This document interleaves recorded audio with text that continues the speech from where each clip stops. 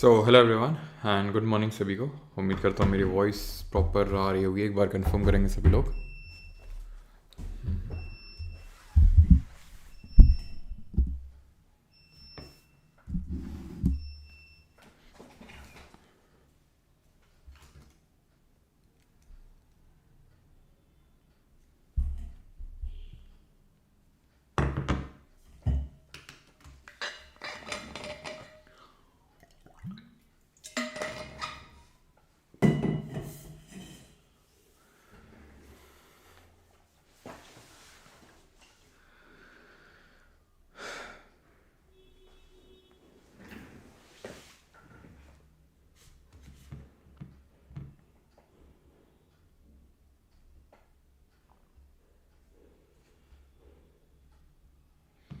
जी okay, voice proper है। Start करें फिर। Recording started. चलिए भाई, तो आज से हम लोग एक काइंड ऑफ नया सेक्शन स्टार्ट करने वाले इकोनॉमिक्स में, and that is money and banking. अभी तक जो हम चीज़ें कर रहे थे was more about the that micro economics हमने एक लेक्चर देखा, और मैक्रो इकोनॉमिक्स में हमने नेशनल इनकम देखा, जीडीपी, जीएनपी, सारी चीज़ें क्या होती हैं उसके बारे में समझा। और यहाँ से हम स्टार्ट करने वाले मनी एंड बैंकिंग। तो मनी एंड बैंकिंग भी आपका एक मैक्रो इकोनॉमिक्स का ही कॉन्सेप्ट है अगर हम देखें तो। ठीक है, एज सच कुछ अलग नहीं है, लेकिन है क्या कि इसको हम एक अलग सेक्शन मानते हैं। और बाकी मनी एंड बैंकिंग के यहाँ पर आज के लेक्चर हम लोग बेसिक्स सीखने वाले हैं। बेसिक्स इन द सेंस कि आरबीआई और उसकी फंक्शनिंग, ठीक है, जो डिफरेंट बैंक्स हैं वो।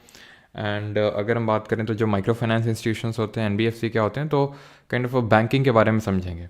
जो कल का लेक्चर होगा, मतलब आज का जो लेक्चर है थोड़ा सा फैक्चुअल साइड में है, और जो कल का लेक्चर होगा जो इसी का फॉलोअप लेक्चर होगा, जिसमें कि हम डिफरेंट मॉनेटरी पॉलिसीज़ पढ़ने वाले हैं। ठीक है, तो वो काइंड ऑफ थोड़ा सा कॉन्सेप्चुअल रहेगा। ऑलराइट, तो सर आज आपका क्लास करने खुद हिटलर आए। अच्छा, कहाँ हैं?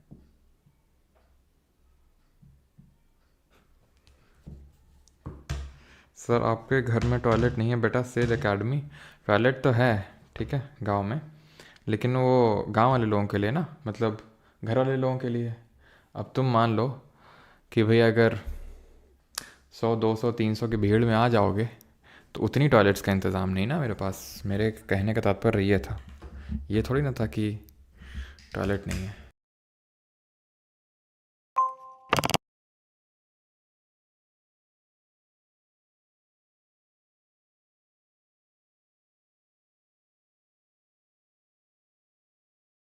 इसका कुछ बफरिंग हुआ होगा बीच में। Sir new national issue Ranveer Alauddin, हाँ हाँ हाँ, पता चला मुझे। भाई साहब कुछ ज़्यादा ही फ्रैंक हो गए थे, भूल गए थे कि स्पिरिचुअलिटी का भी मास्क लगाना होता है थोड़ा सा। वो स्पिरिचुअलिटी का मास्क जो है उतार दिया था उन्होंने। सर 347 में एसओ मिल जाएगा? हाँ जी, 347 में तो मिल जाएगा आराम से। What's your take on IGT controversy? अब टेक क्या आईजीटी कंट्रोवर्सी पे? अब मैंने तो देखता भी नहीं हूँ, जैसे मतलब पता तो है ही है कि हाँ इस तरह से, लेकिन मैंने कभी देखा नहीं है सच, क्योंकि मुझे पता है कि किस तरह का कंटेंट होता है और क्या मतलब। जावेद अख्तर जी से जब किसी ने पूछा, ठीक है, what's your take on the this गाली system on this comedy, stand up comedy में जो आजकल काफ़ी गाली चलती है ना, तो उनका ये कहना था, नीलाद्री आचार्य के मैं पढ़ता हूँ भी, तो उनका ये कहना था, जब आपका फूड ब्लैंड होता है ना, तो आप उसमें चिली ऐड करते हो just to take some taste, मतलब टेस्ट ऐड करने के लिए। उसी तरह गाली is the just like chilli on that language. गाली एक चिली है बस लैंग्वेज का। जब आपके पास ह्यूमर नहीं होता है, जब आपके पास ऐसा विटीनेस नहीं होता है, तो आप गाली को ऐड करते हो सो दैट हंसी आ जाए। आपने देखा होगा स्टैंड अप कॉमेडियंस काफ़ी है ना, कुछ भी मतलब शब्द बोल, मतलब कुछ भी बस गाली दे दें, लोगों को हंसी आ जाती जो बैठे होते हैं। अब क्यों हाँ हंसी आती पता नहीं तो मैं थोड़ा सा क्या ना रिलेट नहीं कर पाता हूँ। मुझे ऐसा लगता है शायद ये जेनजी जनरेशन है, तो शायद उस वजह से मैं रिलेट ना कर पाता हूँ, इसलिए मैं देखता भी नहीं हूँ। लेकिन जो अभी रिसेंट में हुआ, एंड नेशनल क्रिएटर अवार्ड के विनर द्वारा ठीक है, ये बोला जाना काफ़ी, और ये भी नहीं कि मतलब ये उन्होंने उनका खुद का स्टेटमेंट था, चिपकाया हुआ स्टेटमेंट है ये। एक्चुअल में एक फॉरेन का शो है, वहाँ पे ये पर्टिकुलर लाइंस बोली गई थी जो भाई साहब ने बोली वहाँ पे। ठीक है, तो खैर, sir, new Ashokan inscription found in Sarumaru caves, MP talks about how he never forgot his first love. Did you have a first love from Bengal? ये वही काफ़ी हिस्टोरिकल तरीका है पूछने का क्वेश्चन है। नीलाद्री जी का कहना है, सर, न्यू अशोकन इंस्क्रिप्शन एक फाउंड हुआ है सारूमारू केव्स में मध्य प्रदेश में, जो कि अशोका के आई थिंक फर्स्ट लव के बारे में बात करता है। तो इनका पूछना, do you have a first love? Sir, ये सर, दे थिंक कि गाली देना बहुत कूल है। Yes, and I would highly advise you कि प्लीज़ इन तरह के शो को मत देखें। मतलब जो शो का ओनर है, ठीक है, आप या फिर ओवरऑल जो शोज़ चला रहे हैं, उनको तुम्हें लग रहा होगा कि ओहो काफ़ी घिर गए हैं और ये वो, नहीं भाई, उनका प्रॉफिट हुआ है। ठीक है, दे वांट दी कंट्रोवर्सी, वो कंट्रोवर्सी पे ही जीते हैं। अभी कुछ दिनों बाद सब भूल जाएंगे। ठीक है, जो भी पॉलिटिकल पार्टी अगर कोई इन्वॉल्व भी है कुछ, तो अब वैसे बात है, सब साठ गांठ हो जाती है कि भाई तुम अगले आगे जो जितने भी शोज़ हैं हमें प्रमोट करोगे इस तरह से। कुछ नहीं होने वाला है, सिर्फ और सिर्फ आपका टाइम बर्बाद होने वाला है। शो को पॉपुलैरिटी मिल गई, ठीक है, जिसको पॉपुलैरिटी मिलनी चाहिए तो पॉपुलैरिटी मिल गई, आपका तो ओवरऑल नुकसान ही है। तो आई वुड हाईली एडवाइज़ की कॉमेडी देखनी भी है तो आप देखिए, उसमें कोई मना नहीं है, लेकिन ठीक है, there should be a fine line between that comedy angle and vulgarity. ठीक है, मतलब तो ये हो गया कौन कितना ज़्यादा गाली दे लेता है। ठीक है, जैसे कि stand up comedy I think ये जाकिर खान भी करते हैं, है ना, जाकिर खान है, और भी हैं, अभिषेक ओपन, बहुत लोग हैं जो सच कोई गाली का सहारा नहीं लेते हैं, है ना। तो खैर, सर, 150 रुपये दोगे तो एक क्वेश्चन पूछूंगा। अच्छा बेटा, हम ही से हैं? सर का फर्स्ट लव कलिंजर। ये हुई ना बात। इन्फ्लेशन हो गया क्या?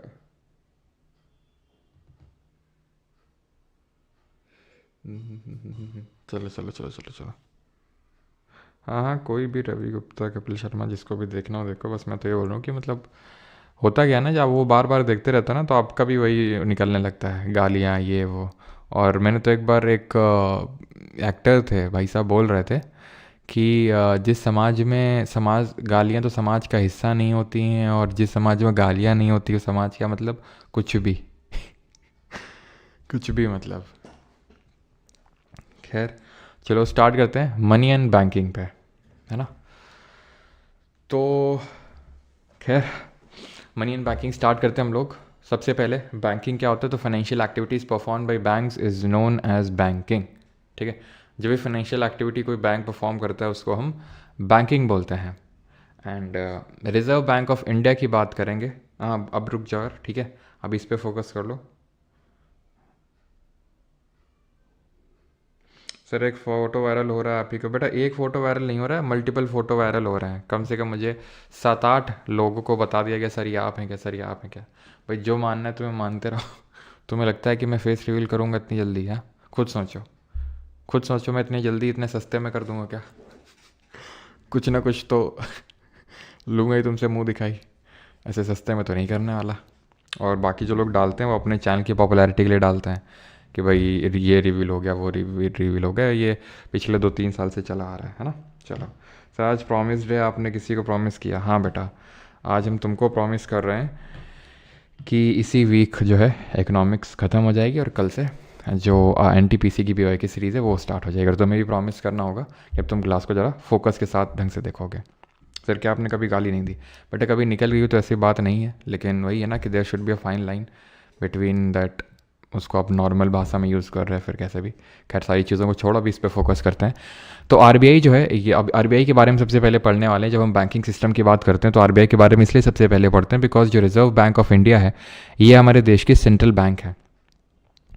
वैसे तो एक बैंक और है जिसका नाम सेंट्रल बैंक ऑफ इंडिया है, लेकिन वो एक बैंक है जिसका नाम है सेंट्रल बैंक ऑफ इंडिया। ठीक है, अब जैसे मैं नाम अपना रख लूँ प्राइम मिनिस्टर, तो मैं प्राइम मिनिस्टर थोड़ी ना हो जाऊँगा। या फिर मैं अपना नाम रख लूँ नरेंद्र मोदी, तो मैं प्राइम मिनिस्टर थोड़ी ना हो जाऊँगा देश का। ठीक है, तो वैसे आप समझिए, ये है देश की, हर देश की एक सेंट्रल बैंक होती है, केंद्रीय एक बैंक होती है जो बाकी बैंक्स को क्या करती है, रेगुलेट करने का काम करती है। तो वैसे ही हमारे देश में है RBI, that is reserve bank of India. It is an independent body. It was established on the basis of recommendation of Hilton Young Commission 1926. तो हुआ क्या, जो फर्स्ट वर्ल्ड वॉर हुआ था, बताएंगे कमेंट में किस साल से किस साल के बीच में हुआ था। तो उसके बाद जो फाइनेंशियल डिस्ट्रेस देखने को मिला, तो उसको लेके एक यहाँ पे बैंक क्रिएट की गई, central bank named as RBI, that is reserve bank of India. And do you know that Britain की जितनी भी कॉलोनीज थी उनमें सबसे पहले अगर किसी कंट्री आप बोल लीजिए, फिर किसी कॉलोनी के पास अगर बैंक आई तो दैट वाज इंडिया। और ये जो रिजर्व बैंक ऑफ इंडिया है, that is RBI, it served as the central bank of Pakistan also till 1949। ठीक है, 1949 तक ये सेंट्रल पाकिस्तान का भी सेंट्रल बैंक था। ठीक है, तो 1926 में हिल्टन यंग कमीशन बनता है, उसके रिकमेंडेशन के बेसिस पे ये RBI इस्टेब्लिश होता है, फिर सेटअप होता है, जिसमें अंबेडकर जी के भी रिकमेंडेशंस लिए गए थे। कब सेटअप होता है ये 1 अप्रैल 1935 को इस्टेब्लिश होता है। इसका हेडक्वार्टर्स था कैलकाटा में जब इस्टेब्लिश हुआ था, लेकिन एट प्रेजेंट ये इसका हेडक्वार्टर मुंबई में है। 1930 से इसका हेडक्वार्टर शिफ्ट कर दिया गया था। 1934 का जो RBI एक्ट है वो RBI को बहुत सारी पावर्स देता है, जो पावर जैसे कि CRR SLR कितना मिनट, मतलब CRR और SLR जो होता है ये अभी हम कल के लेक्चर में पढ़ेंगे। ठीक है, तो एक तरह से बैंकों को रेगुलेट करने की जो पावर है वो एक्चुअल में इसी पर्टिकुलर एक्ट से आती है काफ़ी हद तक, RBI एक्ट ऑफ 1934। ठीक है, अब फंक्शंस क्या है RBI के, और ज़रा कमेंट में बताइए RBI का जो लोगो है उसमें आपको क्या क्या देखने को मिलेगा। कौन सा आपको जानवर यानी कि कौन सा आपको एनिमल देखने को मिलेगा, और कौन सा ट्री यानी कि कौन सा पेड़ देखने को मिलेगा। तो RBI का काम होता है कि बैंक्स को रेगुलेट करता है। अब किस तरह से रेगुलेट करता है, जैसे आपके मम्मी पापा आपको रेगुलेट करते हैं कि इतने टाइम के बाद बाहर नहीं निकलना है, ठीक है, ये नहीं करना है, वो नहीं करना है, तो वैसे ही तो रेगुलेट करने का जो काम होता है बैंकों का, बैंकों यानी कि आप जानते हैं जैसे कि हमारी SBI है, HDFC है, ICICI बैंक है, AU फाइनेंस बैंक है ना, मतलब हर तरह की डिफरेंट तरह की बैंक से जो हम अभी इस आज के लेक्चर में देखेंगे कि डिफरेंट तरह की कौन कौन सी बैंक्स होती हैं। तो बैंक को किस तरह से रेगुलेट करते हैं RBI, तो एक तो उनको लाइसेंस देता है। लाइसेंस देने का मतलब है कि आप ऐसा तो नहीं कि आपका मैंने बैंक सेटअप करने का और आपने बैंक खड़ी कर दी, आपको लाइसेंस पहले लेना होगा RBI से। ठीक है, CRR SLR मेंटेन करने होते हैं। अभी इसके मैं बिल्कुल भी फुल फॉर्म तक आपको नहीं बताऊंगा, बिकॉज कल इसके बारे में डिटेल में पढ़ेंगे क्या cash reserve ratio, statutory liquid ratio होता है। इंटरेस्ट रेट अगर बात करें तो इंटरेस्ट रेट डिसाइड करता है, अभी कुछ ही दिन पहले एक मॉनेटरी पॉलिसी कमेटी होती है RBI की, वो डिसाइड करती है कि कौन सा रेट कितना होगा। अब किस रेट की बात हो रही है, तो डिफरेंट रेट होता है जिनके बारे में आगे कल के लेक्चर में पढ़ेंगे। बैंक रेट, रेपो रेट, ठीक है, रिवर्स रेपो रेट, MSF, ये सारे जो रेट्स होते हैं वो RBI डिसाइड करती है। ठीक है, तो एक तरह से वो बैंक को रेगुलेट कर रही है। बैंकिंग रेगुलेशन जो एक्ट है 1949 का, उसने RBI को नेशनलाइज कर दिया था। 1 जनवरी 1949 को RBI का राष्ट्रीयकरण हो गया था। अब जब हम बात करते हैं कि नेशनलाइज्ड हो गई कोई चीज़, तो इसका मतलब ये होता है कि इसकी जो कंप्लीट शेयर होल्डिंग है, ठीक है, या फिर जो मेजर शेयर होल्डिंग है वो गवर्नमेंट के हाथों में है, ये गवर्नमेंट के हाथों में है। और 1 जनवरी 1949 ऑनवर्ड्स ही RBI जो है उसको पाकिस्तान का जो सेंट्रल बैंक का जो पावर था वो ख़त्म हो गया था, वो फिर यहाँ से solely it was the central bank of India only. ठीक है, regulation power to banking system, बाकी तो इतना कोई इंपॉर्टेंट नहीं है। बाकी RBI एक्ट ऑफ 1934 के बारे में अभी हम डिटेल में देखेंगे। बाकी इसका और क्या फंक्शन है, मॉनेटरी पॉलिसी लेके आता है, plus lender of last resort के नाम से जानते हैं, बैंक ऑफ बैंक्स के नाम से जानते हैं। देखिए, बैंक ऑफ बैंक्स के नाम से क्यों जानते हैं या फिर लेंडर ऑफ लास्ट रिसॉर्ट के नाम से क्यों जानते हैं, क्योंकि आपको पता है जब हमें लोन लेना होता है तो हम बैंक्स के पास जाते हैं।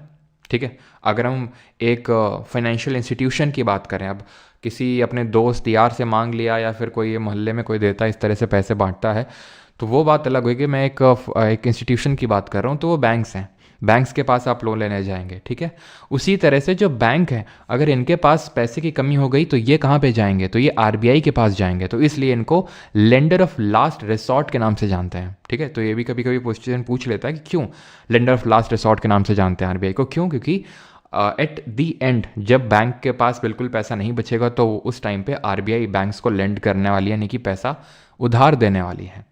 प्लस फंक्शन क्या होता है और RBI का, ये करेंसी प्रिंटिंग में इन्वॉल्व होता है। करेंसी प्रिंटिंग का मतलब है कि नोट छापना RBI का काम होता है। ठीक है, एक्सेप्ट 1 रुपीज़ नोट। ठीक है, या आप ये मान के चलो जितने भी सिक्के होते हैं, कॉइन्स होते हैं, ठीक है, और 1 रुपये का नोट, ₹1 का जो नोट है एंड जो कॉइन्स हैं, ये आरबीआई कॉइन्स की मिंटिंग होती है और जो नोट होते हैं उनकी प्रिंटिंग होती है। तो ₹1 करेंसी की नोट की प्रिंटिंग और कॉइन्स की मिंटिंग ये आरबीआई नहीं करता, ये मिनिस्ट्री ऑफ फाइनेंस के द्वारा किया जाता है। ठीक है, कहाँ कहाँ पे किया जाता है? तो करेंसी प्रिंटिंग यहाँ होती है, नासिक, मुंबई, देवास और सालबनी है। नासिक आपका महाराष्ट्र, मुंबई, देवास आपका मध्य प्रदेश में, सालबनी वेस्ट बंगाल में। और कॉइन्स की मिंटिंग की अगर बात करेंगे, मुंबई, हैदराबाद, कैलकाटा और नोएडा। तो यहाँ पे होती है कॉइन्स की मिंटिंग। ठीक है, तो कॉइन्स की मिंटिंग और ₹1 की करेंसी नोट की प्रिंटिंग ये मिनिस्ट्री ऑफ फाइनेंस करता है, that is government of India. बाकी आरबीआई करता है बाकी नोट्स की प्रिंटिंग। ठीक है, लीगल टेंडर होता है। अब ये फियाट मनी क्या चीज़ होती है? फियाट मनी क्या चीज़ होती है? देखो, तो जो भी करेंसी होती है ना जो यूज़ में है, आई अगेन रिपीट, जो भी करेंसी यूज़ में है उसको फियाट मनी बोला जाता है, बिकॉज वो एक लीगल टेंडर होता है। लीगल टेंडर क्या मतलब होता है? लीगल टेंडर जैसे कि आप ये देख पा रहे हैं, ₹10 का नोट है, इसमें क्या बना हुआ है? ये जो ₹10 का नोट है, इसमें क्या बना हुआ है? मैंने आपको हिस्ट्री की क्लास में पढ़ाया था। ये आपका ₹20 का नोट है, ये क्या बना हुआ है? एलोरा की केव्स में ये कौन सा टेम्पल है? बताओ जल्दी से। ये आपका कौन सा है? ₹50 का नोट है। यहाँ पे तो घर लिखा हुआ है, हम्पी का जो रथ है, ठीक है, हम्पी, जो कि कहाँ पर, किसकी कैपिटल थी? विजयनगर एम्पायर की, है ना। और किस रिवर के बैंक्स पे सिचुएटेड है हम्पी? और बताएंगे यहीं पे ही, या जहाँ पे रथ रखा हुआ है यहीं पे ही एक टेम्पल भी है जिसका नाम क्या बोलते हैं, एच से शुरू होता है, उसका नाम बताइए जल्दी से। ठीक है, तो ये ₹50 के नोट में कभी कभी इस तरह का वन लाइनर क्वेश्चन भी आपसे पूछ सकता है कि भाई किस नोट में कौन सा चीज़ बना हुआ है। ठीक है, देन अगर बात करें तो ₹100 का नोट है, इसमें ये रानी की वाव है जो कि आपको गुजरात में दिख रहा है। ठीक है, गुजरात में ये day 4 of asking circular income. भाई विल गैक्स रुक जाओ, तुम तो मतलब पीछे पड़े हुए हो। अभी हम बीच में ही बता देंगे क्या? बीच में ही बता दें? अगर इकोनॉमिक्स ख़त्म हो जाए और हम तुम्हें लीकेजेस और ये ना पढ़ाएं तो फिर कहना कि सर वो इकोनॉमिक्स ख़त्म हो गया, वो नहीं हुआ। लेकिन नहीं, बीच में भी आप वही रोज़ कमेंट करते रहते हो। चलो ठीक है, ये क्या है आपका? सांची का स्तूपा है, जो कि, और ये सब ऐसा मत समझना कि भाई गूगल से पिक्चर चलना ना, अभी कल ही रात में गया था मैं हर जगह। ठीक है, वहीं से पिक्चर क्लिक करके लाया, रुद्राक्ष खरीदा है, घड़ी घड़ी खरीदी थी। ठीक है, वहीं पे ही। तो ये ₹200 का नोट है। ठीक है, और ये क्या है ज़रा कमेंट करके बताएंगे? ये क्या है? ये क्या है? ये क्या है? ये क्या है? तो ये क्या है हमारा? तोराना इसको बोलते हैं। ठीक है, इसको क्या बोलते हैं? अंड, जो हेमिस्फेरिकल डोम है बड़ा सा, ये आपका हर्मिका है। और ये छत्र है। इसमें आप देखेंगे 3 इस तरह से बने हुए हैं। 3 क्या चीज़ दिखाते हैं? बुद्धा, धम्मा और संघ, जो त्रिरत्न बोला जाता है। ठीक है, देन मेधी एंड ये जो प्रदक्षिणा पथ है ये वेदिका। ठीक है, सॉरी वेदिका ये हो जाएगा आपका रेलिंग, और मेधी जो हो जाएगा आपका जो प्रदक्षिणा पथ है जहाँ पर आप चलते हैं। ठीक है, ये चीज़ क्लियर हो गया। और ये आपका ₹500 का नोट है ना। ₹500 के नोट में बना हुआ था red fort, that is Lal Qila, है ना। और ये आपका कोणार्क सन टेम्पल। ठीक है, और ये है आपका जो कैलाश टेम्पल है, कहाँ का? एलोरा केव्स में, जो कि बना हुआ है।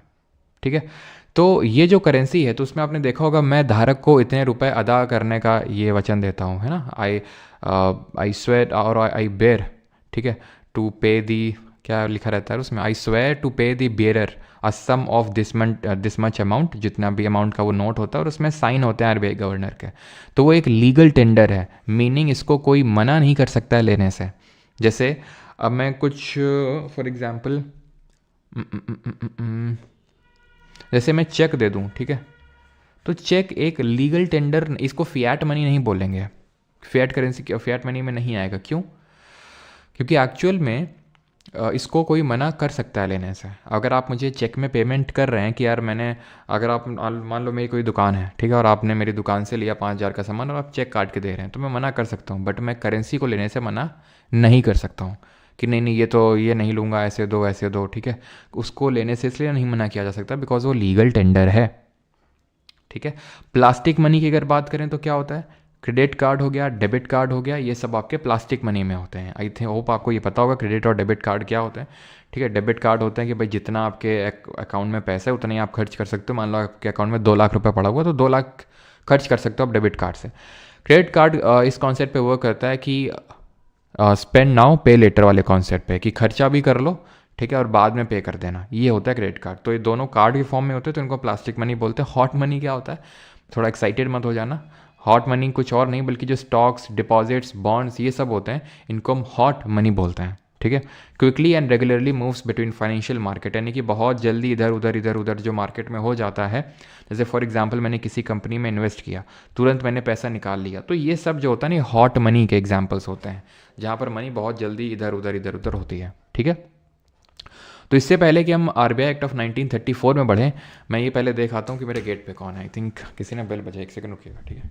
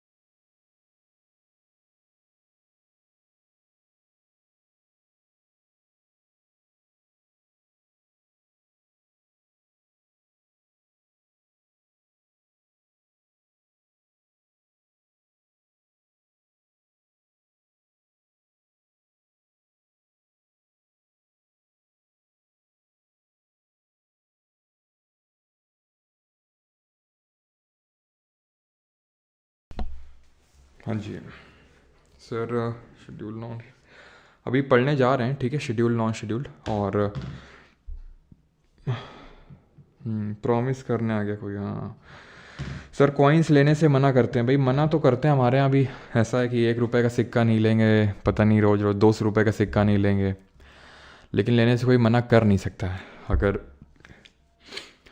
अगर आप पुलिस वगैरह को बुला लेंगे, ठीक है, तो लेकिन आपको भी लगता है 1 रुपये के पीछे क्या पुलिस को बुलाएंगे, लेकिन कोई मना नहीं कर सकता लीगली, यानी कि आप जो है काउंटर आर्गुमेंट कर सकते हैं। लेकिन होता ही है ना कि 1 रुपये के पीछे ठीक है, इंसान सोचता है क्यों ही आर्गुमेंट किया जाए।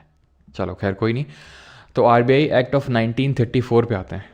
1934 का जो आरबीआई एक्ट है, जिसके थ्रू आरबीआई को इस्टेब्लिश किया गया था, ये बैंकिंग सिस्टम को क्लासीफाई करता है 2 पार्ट में। एक तो शेड्यूल बैंक्स और नॉन शेड्यूल बैंक्स। अब शेड्यूल बैंक्स क्या होती हैं? शेड्यूल बैंक वो बैंक्स होती हैं जो schedule number 2 of RBI act of 1934 में मैंशनड, उनको हम शेड्यूल बैंक्स बोलते हैं। इसको भी हम 2 पार्ट में क्लासीफाई करते हैं, and that are commercial banks and cooperative banks. Commercial वो होती है जिनका मेन मोटिव जो होता है वो सिर्फ और सिर्फ प्रॉफिट होता है, ठीक है, सिर्फ और सिर्फ मेन जो मोटिव होता है दैट इज़ प्रॉफिट, ठीक। और कोऑपरेटिव बैंक के बारे में अभी हम देखेंगे, ये मेनली नॉन प्रॉफिट के लिए होते हैं, ठीक है। तो कमर्शियल बैंक की अगर बात करें, ये भी फर्दर 2 पार्ट में इनको बाइफिकेट करते हैं, क्लासीफाई करते हैं, पब्लिक सेक्टर बैंक और private sector bank. Public sector bank नाम से ही पता चल रहा है, पब्लिक सेक्टर दैट मीन्स कि इसमें गवर्नमेंट की शेयर होल्डिंग है ना। इतना तो समझ में आता है, इतना तो हमने पहले भी पढ़ा है कि पब्लिक सेक्टर क्या है, प्राइवेट सेक्टर क्या है। तो पब्लिक सेक्टर में टोटल 12 नेशनलाइज बैंक्स हैं। नेशनलाइज का मतलब है कि राष्ट्रीयकरण हो चुका है, यानी कि गवर्नमेंट के अंडर में, यानी कि वो पब्लिक सेक्टर बैंक्स हैं। जैसे एसबीआई हो गई, बैंक ऑफ बड़ौदा हो गया आपका, ठीक है। तो ये सब क्या है आपकी नेशनलाइज बैंक्स हैं, ये पब्लिक सेक्टर बैंक्स। तो ऐसे 12 है हमारी राष्ट्रीय बैंक्स।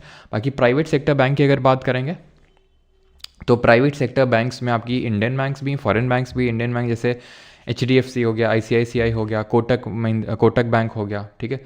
फॉरेन बैंक्स में आपका सिटी ग्रुप है ना, HSBC और डॉइचे बैंक, ये सारे आपके फॉरेन बैंक्स होते हैं। कोऑपरेटिव्स की अगर बात करेंगे तो कोऑपरेटिव्स में नॉन प्रॉफिट्स आते हैं, नॉन प्रॉफिट बैंक्स आते हैं, जैसे कि काफ़ी सारे हैं आपके नॉन प्रॉफिट में कोऑपरेटिव्स। काफ़ी सारे आपने बैंकों के आगे सुना होगा कोऑपरेटिव लगा होता है, जैसे पंजाब महाराष्ट्र कोऑपरेटिव बैंक, इस तरह का एक PMC बैंक करके था जो फेल हो गया था। एक्चुअली मेन तो इनका कोऑपरेटिव्स का मेन मोटिव ये होता है कि इसमें मेनली कलेक्टिव ओनरशिप होती है, और मेन ये होता है कि जो छोटा उद्योग कर रहे हैं, फार्मर्स हो गए यानी किसान हो गए, ठीक है, जिनकी उतनी आय नहीं है, उनको लोन देना, उनको लोन प्रोवाइड करना, उनको फाइनेंशियल इंक्लूजन उनका करना। लेकिन कई बार ऐसा देखने को मिलता है कि ये कोऑपरेटिव बैंक किसी और कोई लोन प्रोवाइड करते हैं। जैसे कि एक केस हुआ था अभी आई थिंक 1-2 साल पहले ही पीएमसी का, Punjab and Maharashtra cooperative bank, जिसमें वो किसी और कोई लोन दे रहे थे, ठीक है। और वो सारी चीज़ें यहाँ पर आरबीआई ने जब आरबीआई को पता लगी तो आरबीआई ने इनको क्या किया, आरबीआई ने इन पर सैंक्शंस लगाया। वैसे तो कोऑपरेटिव बैंक्स भी दो तरह के होते हैं, अर्बन और रूरल। अर्बन वाले में तो आरबीआई का बस चलता है, लेकिन रूरल वाले जो है शेड्यूल्ड बैंक के जो दायरा होता है उससे बाहर होती हैं। और जो भी शेड्यूल्ड बैंक के दायरे से बाहर होगी बैंक, उस पर आरबीआई का उतना ज़्यादा कंट्रोल होता नहीं है। तो इसी वजह से हमारा पैसा जो नॉन शेड्यूल्ड बैंक्स होती हैं उसमें थोड़ा सा कम सेफ होता है, ठीक है। तो ये चीज़ है। आगे बढ़ते हैं, नेशनलाइजेशन ऑफ बैंक्स की अगर बात करेंगे, और नॉन शेड्यूल्ड बैंक्स वो सारी बैंक्स हो जाएंगी जो कि शेड्यूल 2 में मेंशन्ड नहीं है। ये चीज़ आपको ध्यान रखना है, ठीक है।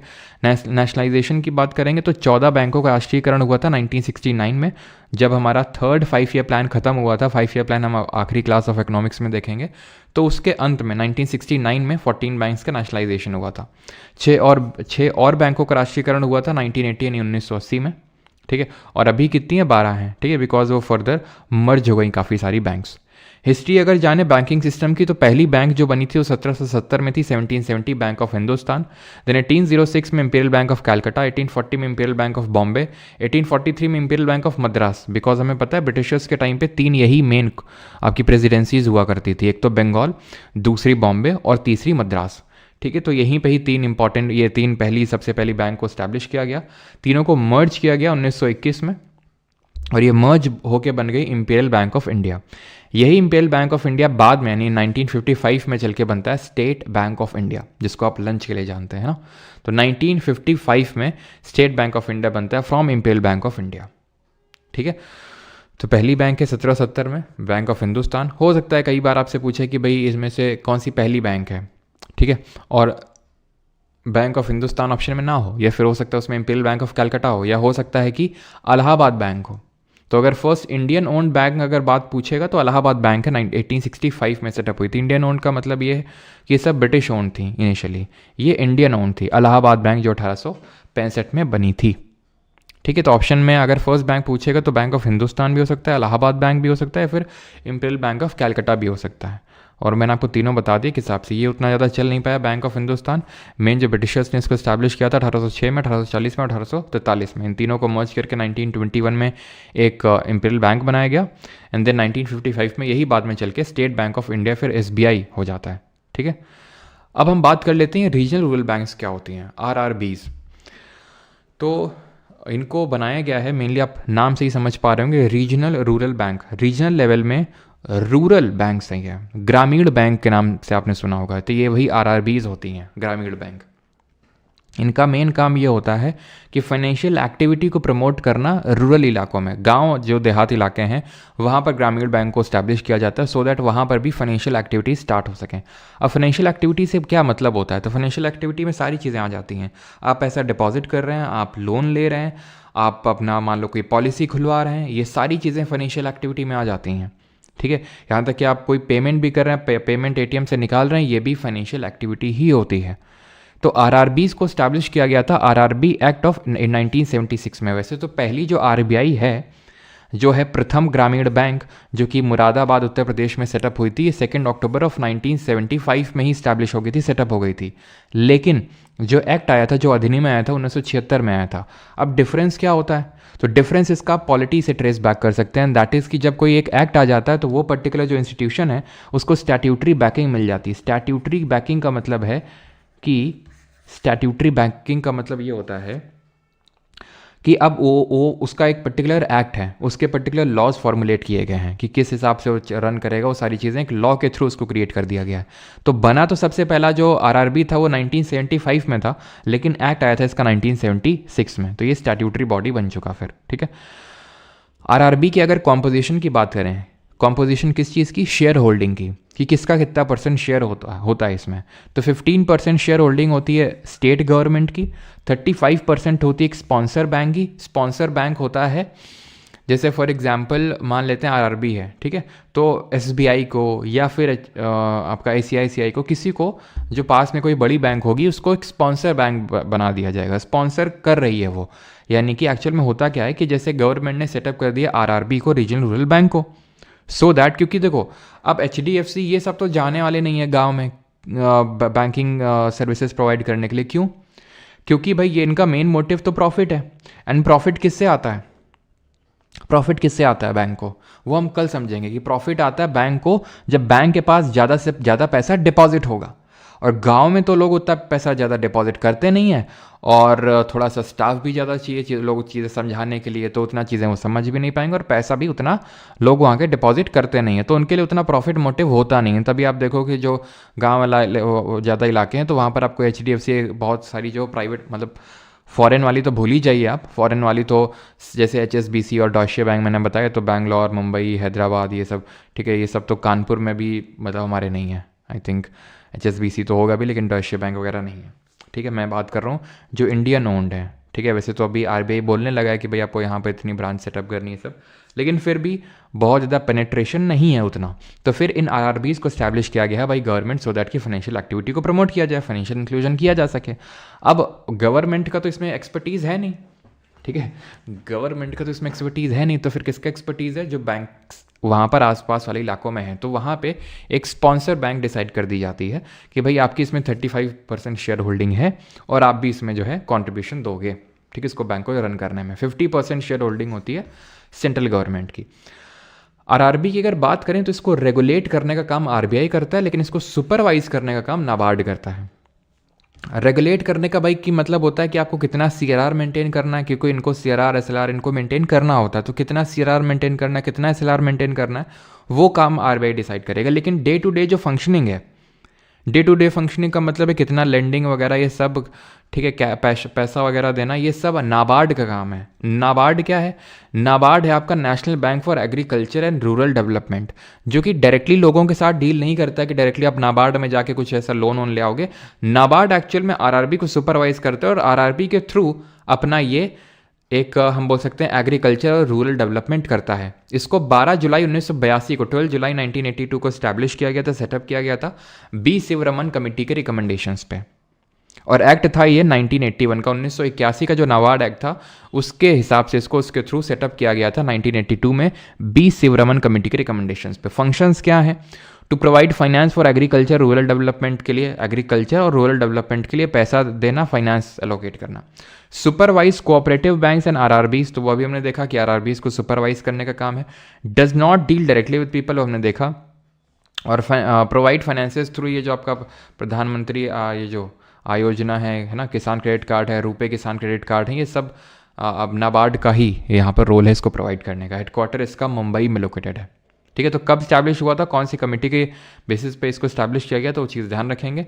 प्लस और या तो चलो वो चीज़ एसएचजी में देखेंगे, नाबार्ड ने कुछ प्रोग्राम्स भी लॉन्च किए थे, जैसे NABARD SHG bank linkage programme launch किया था, ठीक है। नाबार्ड ने, आपका ध्यान रखना, 2015 में एक ई शक्ति करके इनिशिएटिव लॉन्च किया था, अगर कभी पूछ ले, ठीक है, ई शक्ति इनिशिएटिव। और एक और इनिशिएटिव था 2015 में लॉन्च हुआ था वो, and that was livelihood and enterprise, ठीक है, एंटरप्राइज डेवलपमेंट प्रोग्राम, ठीक है, development programme.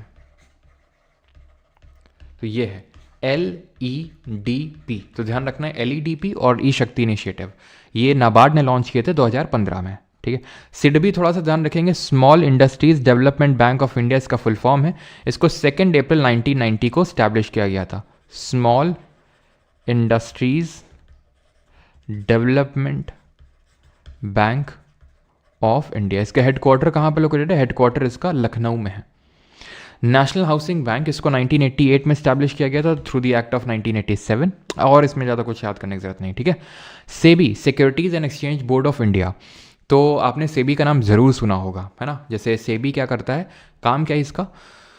Mutual fund market, stock market, इन सब को रेगुलेट करने का काम सेबी का होता है, ठीक है। जैसे कि अभी रिसेंट में क्या है कि आजकल काफ़ी ट्रेंड चला हुआ है फाइनेंशियल एडवाइस देने का, इस शेयर में इन्वेस्ट कर दो, उस शेयर में इन्वेस्ट कर दो, ठीक है, इतना प्रॉफिट हो जाएगा, ये देखो मैंने एक महीने में मैंने 10 लाख बना लिए, एक महीने में मैंने 1 करोड़ बना लिए, आप भी ऐसा बना सकते हैं, मेरा कोर्स लीजिए। इस तरह से काफ़ी सारे आजकल फिनफ्लुएंसर बोलते हैं उनको, फिनफ्लुएंसर आजकल चल चुके हैं। तो सेबी ने उन सब पे लगाम लगाते हुए भी क्या बोला है कि अगर आपको फाइनेंशियल एडवाइस देनी है तो आपको हमारे अंडर रजिस्टर्ड होना पड़ेगा पहले। अगर आप रजिस्टर्ड नहीं है तो आप फ्री फंड की फाइनेंशियल एडवाइस नहीं दे सकते, because it constitutes to the fraud with the people. क्योंकि कई ऐसे हुए हैं, सेबी ने पकड़े हैं, सेबी ने जुर्माना भी ठोका है कि नंबर्स का गेम खेलते हैं, नंबर्स को ट्वीक करते हैं, ठीक है, उनके उतना प्रॉफिट होता नहीं है लेकिन दिखाते हैं लोगों, देखो हमारा इतना प्रॉफिट हो गया, तो लोगों को लगता है अरे इसका हो सकता है, तो फिर इसकी फाइनेंशियल एडवाइस लेते हैं और हमें भी हो जाएगा तुरंत। जो डे टू डे वो होता है ना, क्या बोलते हैं उसको, जो क्या बोलते हैं यार उसको, जो रोज़ रोज़ मतलब स्टॉक मार्केट में आप पैसा लगाते हो, मुझे नाम याद नहीं आ रहा है, ठीक है। तो वो सारी चीज़ें जो होती है, ये वो लोग फाइनेंशियल एडवाइस देते हैं कि इस कंपनी में पैसा लगा दो, इस शेयर में पैसा लगा दो, तो वो सारी चीज़ें करते हैं। डे ट्रेडिंग उसको बोलते हैं, लेकिन कुछ नहीं, MLM नहीं, लक्ष्मी चिट फंड नहीं, ठीक, इंट्राडे, यस, इंट्राडे इसको ट्रेडिंग बोलते हैं, बाकी MLM तो अलग होता है। MLM वो होता है कौन सा, क्या होता है वो, हमारी ज्योति बल्लभगढ़ से गुड मॉर्निंग गुड ईडियम है ना, तो वो good morning good idiom MLM वाले तो खैर अलग ही उनका लीग है। तो सेबी क्या करता है, इस पूरी मार्केट को रेगुलेट करता है through the SEBI act of 1992, और इसको स्टैब्लिश कब किया गया था, 1988 में। आई अगेन रिपीट, 1988 में सेबी बना था, लेकिन अधिनियम यानी एक्ट आया 1992 में, यानी 1992 में स्टैट्यूटरी बॉडी बना। जैसे कि आरआरबी 1975 में स्टैब्लिश हुआ था, प्रथम ग्रामीण बैंक, लेकिन 1976 में एक्ट आया था, यानी स्टैट्यूटरी जो रिकॉग्निशन है वो 1976 में मिला था। सेम गोज हेयर ऑल्सो, 88 में बना, 92 में एक्ट आया स्टैट्यूटरी बॉडी, ठीक है। हेडक्वार्टर इसका मुंबई में है, और माधवी पुरी बुच इसकी चेयरमैन है करंट में, first non IAS and first women chairman है सेबी की, ठीक है। फंक्शन की अगर बात करें तो to protect the interest of the investor, जो इन्वेस्ट कर रखे हैं, चाहे वो कोई भी आपका हो सकता है, कोई भी म्यूचुअल फंड हो सकता है, स्टॉक मार्केट हो सकता है, ठीक है, आपने SIPs में डाल रखा है पैसा, तो आपका वो जो इन्वेस्टर्स का जो इंटरेस्ट है वो प्रोटेक्ट करने का काम सेबी का होता है, ठीक है। सिड भी अलग है, वो small industries development bank of India, वो 1990 में बनता है। याद कैसे रखेंगे, 1988 में ये सेबी बनता है और एक्ट 1992 में आता है, 1988 और 92 के बीच में आता है 1990, और इस साल स्टैब्लिश हुआ था आपका सिड भी, ठीक है। आते हैं IRDAI में। IRDAI stands for insurance regulatory and development authority of India. इसका काम होता है जो भी पूरा इंश्योरेंस वाला मार्केट है, इंश्योरेंस जैसे कि आप हेल्थ इंश्योरेंस लेते हो, आप टर्म इंश्योरेंस लेते हो, बहुत सारे तरह के इंश्योरेंस होते हैं, अलग अलग तरह के इंश्योरेंस होते हैं। तो इंश्योरेंस करवाते वक्त आपके साथ कोई फ्रॉड ना करे, ये सारी चीज़ें देखने का काम IRDAI का होता है।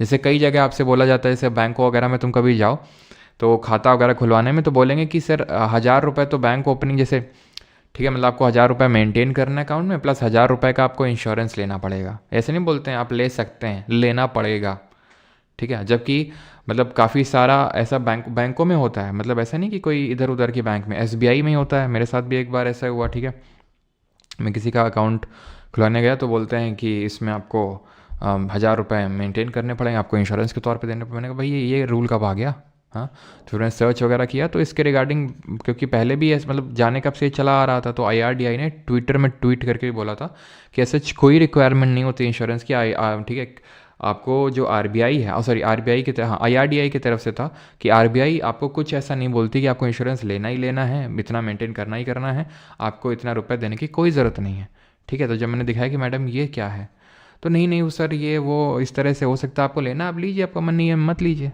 तो पहले भी तो बताया जा सकता था ये कि भाई आप करवा सकते हैं, लेकिन नहीं, क्यों? क्योंकि भाई वही है ना कि बैंक्स को जितना ज़्यादा पैसा बैंक पे डलेगा, अब मान लो कि सिंपल सा अगर बात बताऊं तो मान लो कि एक कस्बा है, ठीक है, और कस्बे में मान लेते हैं कि आज 5000 अकाउंट खुले, ठीक है। अब सबसे आपने क्या किया कि 1000 रुपये वो कर लिए, तो कितना हो गया, 5000 में से 1000 अगर आपने रुपए ले लिए सबसे, तो 50 लाख है कि नहीं।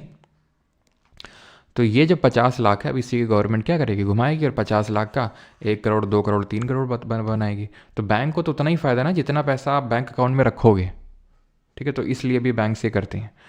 और अब हम बात कर लेते हैं नैफेड और आईडीबीआई क्या होता है। बाकी यहाँ तक किसी कोई डाउट तो नहीं है, एक बार कंफर्म करेंगे।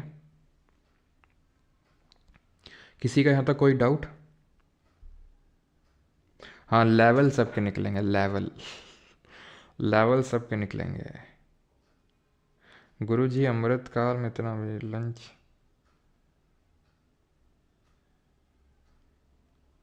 बैंक तो इंटरेस्ट पे पैसा कमाती है। हाँ बिल्कुल, इंटरेस्ट पे पैसे कमाती है। इंटरेस्ट तो तभी चार्ज करेगी ना जब उसको लोन में उठाएगी पैसे को, क्यों? चले, तो अगर बात करें नैफेड की, क्लियर ओके। नैफेड की अगर बात करें तो NAFED stands for national agriculture cooperative marketing federation of India. ठीक है, तो नैफेड का फुल फॉर्म होता है national agriculture cooperative marketing federation of India. इसको स्टैब्लिश किया गया था 2 अक्टूबर ऑफ 1958 में, जहाँ पर जो भी एग्रीकल्चरल प्रोड्यूस है उसको मार्केट करने के लिए इस ऑर्गेनाइजेशन को बनाया गया था, ध्यान रखिएगा। ठीक है, उसको मार्केट करने के लिए जो भी एग्रीकल्चरल प्रोड्यूस है वो। आईडीबीआई की अगर क्या सर इसमें अभी आएंगे माइक्रो फाइनेंस इंस्टीट्यूशन आज के लेक्चर में देखने वाले हैं। ठीक है, तो ज़्यादा लोड मत लीजिए, सारी चीज़ें देखेंगे। आईडीबीआई की अगर बात करेंगे तो आईडीबीआई एक बैंक है and it is currently the under the ownership of LIC. ठीक है, under the ownership of LIC, और इसको स्टैब्लिश किया गया था, वो स्टैब्लिश्ड इन द ईयर 1964, 1964 में स्टैब्लिश किया गया था। कई बार बस यही पूछ लेता है आपसे कब स्टैब्लिश किया गया था, बस इतना ही काफ़ी है वैसे तो। ठीक है, और क्या आईडीबीआई आपका 1964 में स्टैब्लिश किया गया था। अब आते हैं मेन टॉपिक पे। आज की क्लास में जितना भी तक मैंने आपको पढ़ाया वो एक साइड, और ये एक साइड अगर हम तराजू में रखेंगे तो ये वाला जो साइड है ना ये बाहर ही निकल जाएगा फिर भी। ठीक है, यानी तराजू जो है इसी साइड का गिरने वाला है, क्योंकि ये काफ़ी इंपॉर्टेंट है। माइक्रो फाइनेंस इंस्टीट्यूशन भर के क्वेश्चन आया भी आपके रिसेंट एग्जाम में। ठीक है, ध्यान से समझिएगा माइक्रो फाइनेंस इंस्टीट्यूशंस क्या होते हैं और इनका मेन काम क्या होता है। माइक्रो का मतलब छोटा, फाइनेंस का मतलब आप जान ही गए बैंकिंग एक्टिविटीज़, और इंस्टीट्यूशन यानी कि वो इंस्टीट्यूशन जो छोटे फाइनेंशियल एक्टिविटीज़ में इन्वॉल्व हो, छोटा लोन देने में, छोटी सेविंग करने में, छोटा इंश्योरेंस देने में, उनको बोलते हैं माइक्रो फाइनेंस इंस्टीट्यूशंस। ठीक, तो micro finance loan is given to household having income less than. तो माइक्रो फाइनेंस लोन की हम चर्चा कर रहे हैं, क्योंकि माइक्रो फाइनेंस इंस्टीट्यूशन में इनका काम होता है जो छोटी फाइनेंशियल एक्टिविटीज़ होता है उनको करना। ठीक है, लोन, सेविंग, इंश्योरेंस, लेकिन उसका जो सबसे इंपॉर्टेंट कॉम्पोनेंट है दैट इज़ लोन वाला कॉम्पोनेंट। माइक्रो फाइनेंस इंस्टीट्यूशन का जो सबसे मेन कॉम्पोनेंट है, इंपॉर्टेंट कॉम्पोनेंट है, दैट इज़ लोन वाला कॉम्पोनेंट, कि वो जो लोन देते हैं माइक्रो फाइनेंस इंस्टीट्यूशन। तो छोटा लोन दे रहे होंगे तो कितना छोटा, क्या है वो छोटा, और किसको देते हैं। तो ये जो है लिमिट है यहाँ पर रुपीज़ ऑफ 1 लाख, एंड यहाँ पे ये चीज़ ध्यान रखिएगा कि किसको मिलता है। तो जिनका house hold income 3 lakh at least per annum होता है। पहले ये 1.25 लाख होता था, 1.25 लाख, लेकिन अभी इसको बढ़ा के 3 लाख किया जा चुका है, और अभी बात चल रही है कि भाई इसको 4 लाख किया जाए बढ़ा के, अभी हुआ नहीं है 4 लाख, तो 3 लाख ही आपको याद करना है इसमें। ठीक है, और यहाँ पे कोलेट्रल फ्री लोन दिया जाता है। कोलेट्रल का मतलब समझिए, कोलेट्रल का मतलब होता है कोई चीज़ जब आप गिरवी रखते हो लोन लेने के लिए। जब आप लोन लेने के लिए आप अपनी प्रॉपर्टी को गिरवी रख दिया, गहने को गिरवी रख दिया, ठीक है कुछ लोग तो कुछ और ही चीज़ों को गिरवी रख देते हैं, तो ये सारी चीज़ें आपका कोलेट्रल कहलाती हैं। कोलेट्रल वो चीज़ है जिसके एवज में आप लोन उठाते हैं, पैसा उठाते हैं मार्केट से। समझ आ गई बात? तो ये होता है। एंड अगर हम बात करें जो माइक्रो फाइनेंस होते हैं, ठीक है, चलो अभी हम वो पढ़ेंगे NBFC MFI, तो वहाँ पे इस चीज़ को देखेंगे। तो ये चीज़ आपको क्लियर हो गई कि कोलेट्रल फ्री लोन दिया जाता है, और माइक्रो फाइनेंस है, माइक्रो फाइनेंस मतलब छोटा लोन दिया जाएगा। तो जिनकी 3 लाख पर एनम से सैलरी हो इतनी या फिर इससे कम, तो उन्हीं को ही ये लोन दिया जाएगा। क्लियर है? और क्यों इस चीज़ को किया जा रहा है? सो दैट कि फाइनेंशियल इंक्लूजन को प्रमोट किया जा सके। फाइनेंशियल इंक्लूजन का मतलब है वित्तीय समावेश, हिंदी में बोलते हैं, कि जो गरीब लोग हैं या फिर जिनके पास उतना ज़्यादा पैसा नहीं है, तो उन लोगों को भी फाइनेंशियल एक्टिविटी का पार्ट बनाया जा सके। इसलिए इन माइक्रो फाइनेंस इंस्टीट्यूशन को स्टैब्लिश या फिर सेटअप किया जाता है। They are also regulated by the RBI, इनको भी RBI रेगुलेट करता है। ठीक है। सबसे पहले माइक्रो फाइनेंस इंस्टीट्यूशंस की शुरुआत बांग्लादेश से होती है। मोहम्मद यूनुस, नाम तो आप सुन ही लिया होगा। पिछली बार जब तक मैं पढ़ाता था तब तक तो किसी को नहीं पता चला लगता था कि भाई ये कौन है ना, मोहम्मद यूनुस। लेकिन आई थिंक अभी सबको पता है कि मोहम्मद यूनुस कौन है। तो जब आपकी इनकी क्या बोलते हैं, शेख हसीना की जब सरकार गिरी तो उसके बाद से जो इंतरिम गवर्नमेंट है बांग्लादेश की, उसको यही लीड कर रहे हैं मोहम्मद यूनुस, ठीक है। तो इन्होंने यहाँ पर बांग्लादेश ग्रामीण बैंक को सेटअप किया, ग्रामीण मॉडल बैंक लेके आए, जिसके लिए इनको नोबेल प्राइज़ भी मिला, ठीक है। तो इसको इस ईयर को आप मत याद रखिए, नोबेल प्राइज़ ध्यान रखिएगा, इनको 2006 में मिला था, 2006 में इन्होंने बांग्लादेश ग्रामीण बैंक को जो है इस्टेब्लिश किया था। ये चीज़ आपको ध्यान रखना है। और इनको जो नोबेल प्राइज़ मिला था वो सन 2006 में मिला था, ठीक। फर्स्ट माइक्रो फाइनेंस इंस्टीट्यूशन जो था इंडिया का वो था सेवा। सेवा stands for self employed women's association, ठीक है, सेल्फ एम्प्लॉयड विमेंस एसोसिएशन। ये जो बैंक है 1974 में सेटअप हुई थी। ये एक self help group kind of है, एसएचजी है, ठीक है। और ये आपका सेटअप हुआ था कहाँ पर, अहमदाबाद में, ठीक है, अहमदाबाद। कहीं कहीं हो सकता है आपको 1975 या 1972 देखने को मिले, लेकिन आपको यही ईयर याद करना है बिकॉज एसएससी ने यही माना है, ठीक है। तो अहमदाबाद में सेटअप हुआ था सेवा सेल्फ एम्प्लॉयड विमेंस एसोसिएशन, जो कि इंडिया का पहला माइक्रो फाइनेंस इंस्टीट्यूशन है। एक तरह का एसएचजी है, यानी कि सेल्फ हेल्प ग्रुप है, स्वयं सहायता समूह है। अब ये स्वयं सहायता समूह क्या होते हैं एसएचजी, ये 10 से 20 लोगों को एक ग्रुप होता है जो एक साथ आते हैं और क्या करते हैं, ये लोन वगैरह सब लेते हैं और कुछ ना कुछ एक्टिविटी करते हैं। अब एसएचजी में होता क्या है ना कि जैसे फॉर एग्जांपल अगर हम बांग्लादेश ग्रामीण बैंक की बात करें तो यहाँ पे लोन रीपेमेंट आ जाता है, यानी लोन रीपेमेंट हो जाता है। क्यों हो जाता है, बिकॉज यहाँ पर कलेक्टिव लाइबिलिटी होती है, कलेक्टिव ओनरशिप होती है। जैसे कि मान लेते हैं कि इसमें 10 लोग हैं, ठीक है। तो 10 लोग हैं तो 10 लोग में से एक लोग को कुछ किसी चीज़ के लिए रिक्वायरमेंट है, ठीक है। मान ले कितने भी लोग हैं तो 10-15 लोग हैं, तो इसमें से कुछ रिक्वायरमेंट है कि भाई इनको लोन लेना है। तो पहले ये सभी लोग मिल के देखेंगे कि भाई इनका क्या, किस लिए लोन लेना है, क्या इनकी औकात है भरने की लोन लेने की या फिर नहीं है। तो वो सारी चीज़ें सब लोग इवैल्यूएट करते हैं और उसके बेसिस पे ये जो है एसएचजी कलेक्टिवली लोन मांगता है, ठीक है। तो ये होता है एसएचजी का काम। और क्योंकि इसमें काइंड ऑफ कलेक्टिव लाइबिलिटी बन जाती है कि भाई अगर आपने लोन लिया तो फिर आपसे कलेक्टिवली सबसे पूछा जाएगा कि भाई आप लोन क्यों नहीं भर रहे हैं। तो इसलिए इसमें लोन रीपेमेंट आसानी से हो जाता है। वैसे जितना कि बैंक में एनपीए वगैरह होता है, अभी एनपीए वगैरह क्या होता है वो भी हम आगे फ्यूचर क्लासेस में देखेंगे कि नॉन परफॉर्मिंग एसेट बोलते हैं। वो पैसा होता है जो बैंक लोन उधार पे देता है किसी को, वो वापस नहीं आता है, ठीक है। तो 10 से 20 लोगों का ग्रुप होता है ये। और इसी तरह जेएलजी होते हैं, ज्वाइंट लायबिलिटी ग्रुप, ये 4 से 10 लोगों का समूह होता है। ये चीज़ ध्यान रखिएगा, ठीक है। अगर हम बात करें, नाबार्ड ने bank SHG linkage programme start किया था, ठीक है। नाबार्ड जो है national bank for agriculture rural and development, इसने SHG bank linkage programme start किया था, ठीक है। एसएचजी बैंक लिंकेज प्रोग्राम, जिसके तहत इसने सेल्फ हेल्प ग्रुप और बैंक्स को लिंक करने का काम किया था। इन दोनों का लिंक करने का काम किया था। ये प्रोग्राम कब स्टार्ट हुआ था, ध्यान रखिएगा 1992 में। इट इज़ वेरी इंपॉर्टेंट, ठीक है। 1992 में इसको स्टार्ट किया गया था, 1992 में। ये आपसे पूछा जा सकता है। इसी तरह ही ध्यान रखिएगा कि एक नाबार्ड ने ही एमएफआई, ठीक है, micro finance institution bank linkage model, या फिर ये इस तरह से पूछा जा सकता है कि किसने स्टार्ट किया, एमएफआई बैंक लिंकेज मॉडल। तो ये भी आपका नाबार्ड ने ही स्टार्ट किया था। क्लियर है?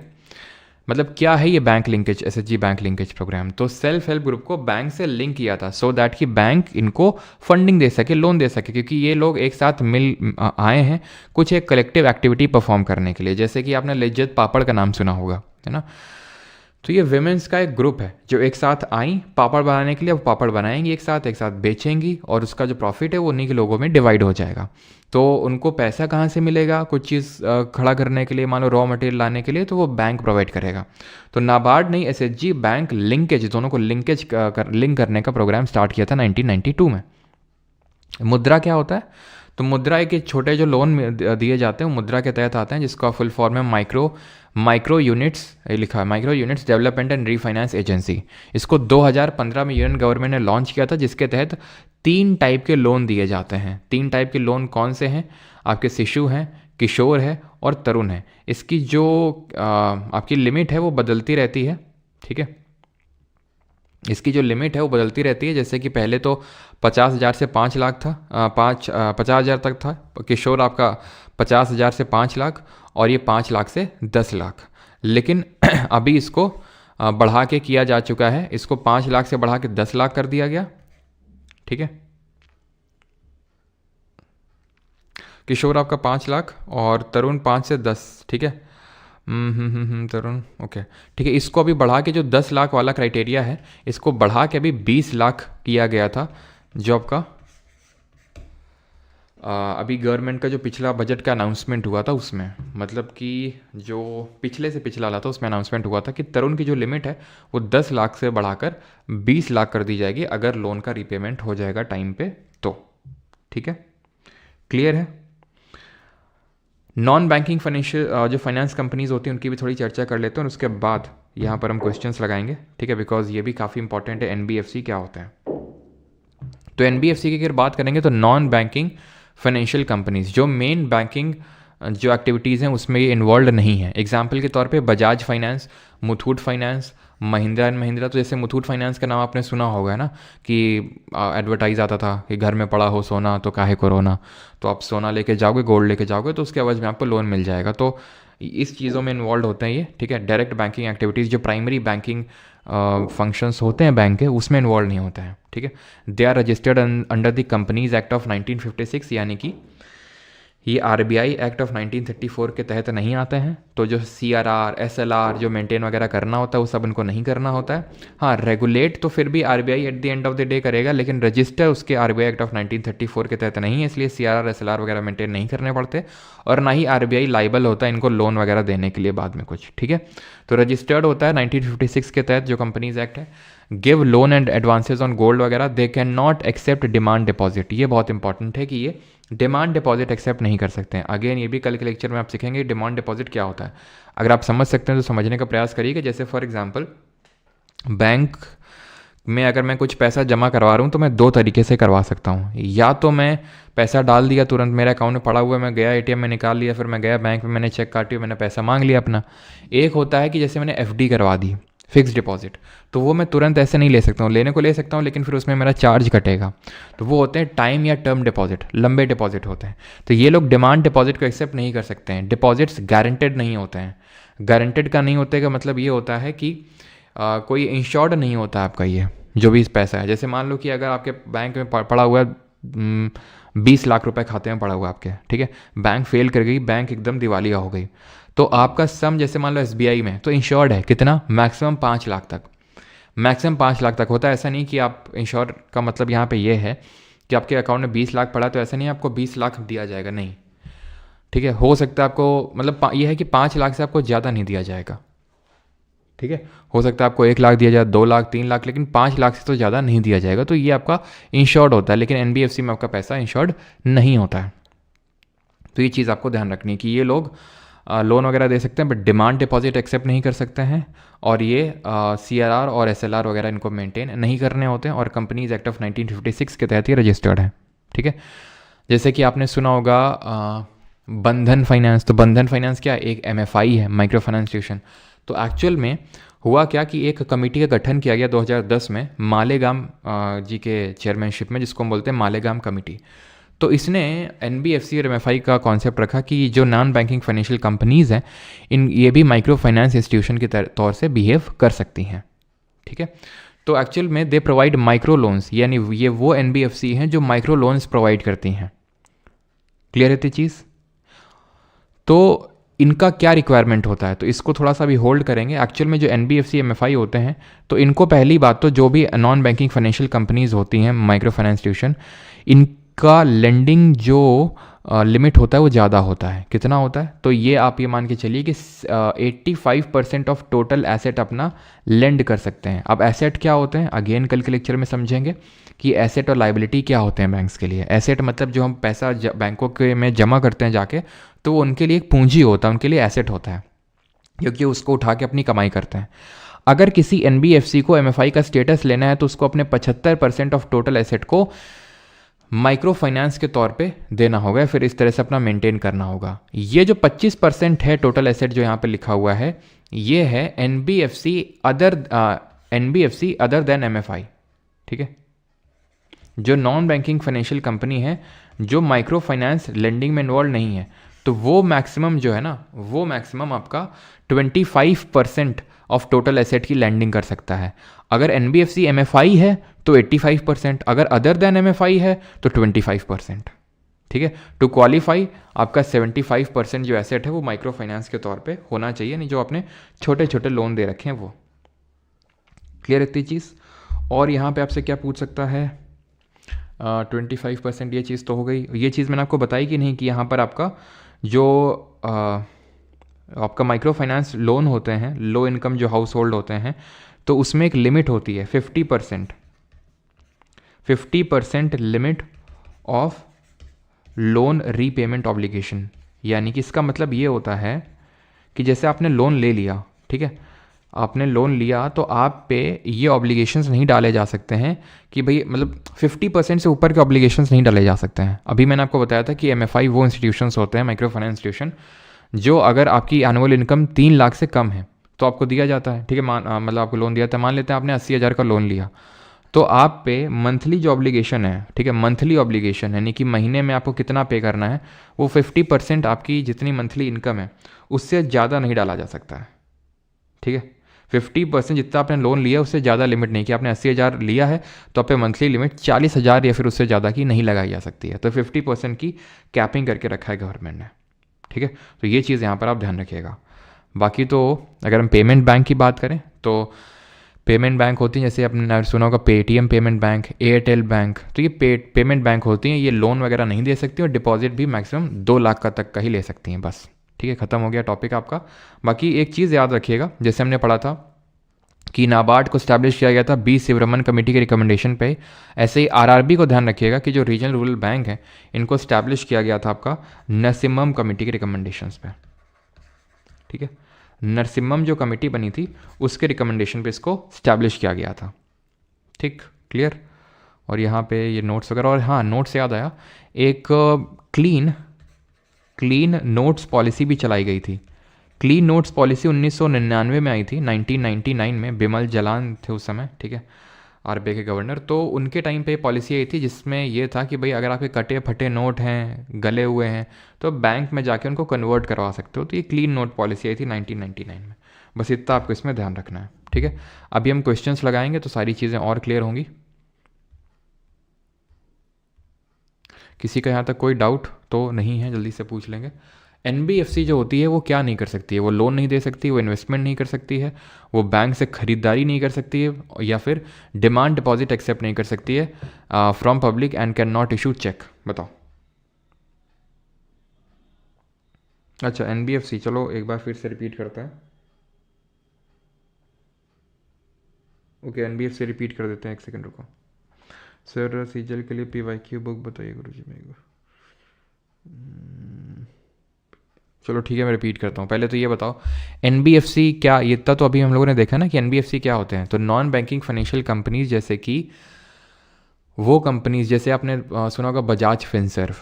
तो क्या आपने कभी बजाज फिनसर्व पे पैसा डाला है कि भाई हमारा अकाउंट बजाज फिनसर्व में, इस तरह से नहीं। इनका काम ये होता है कि भाई ये लोन वगैरह दे देते हैं आपको, लोन वगैरह कि आपके पास सोना है तो मुथूट फाइनेंस चले गए, या फिर कुछ लोन और थोड़ा सा ग्रांट करना है तो आप बजाज फिनसर्व के पास चले गए। तो ये लोन वगैरह प्रोवाइड करने, जैसे आपको नई गाड़ी लेनी है, ठीक है, तो आपने किसी से लोन ले लिया उस पर्टिकुलर बैंक से, क्योंकि उनके नॉर्म्स आसान होते हैं, उतना ज़्यादा पेपर वर्क नहीं करना पड़ता है नॉर्मल बैंक के जितना आपको करना पड़ता है।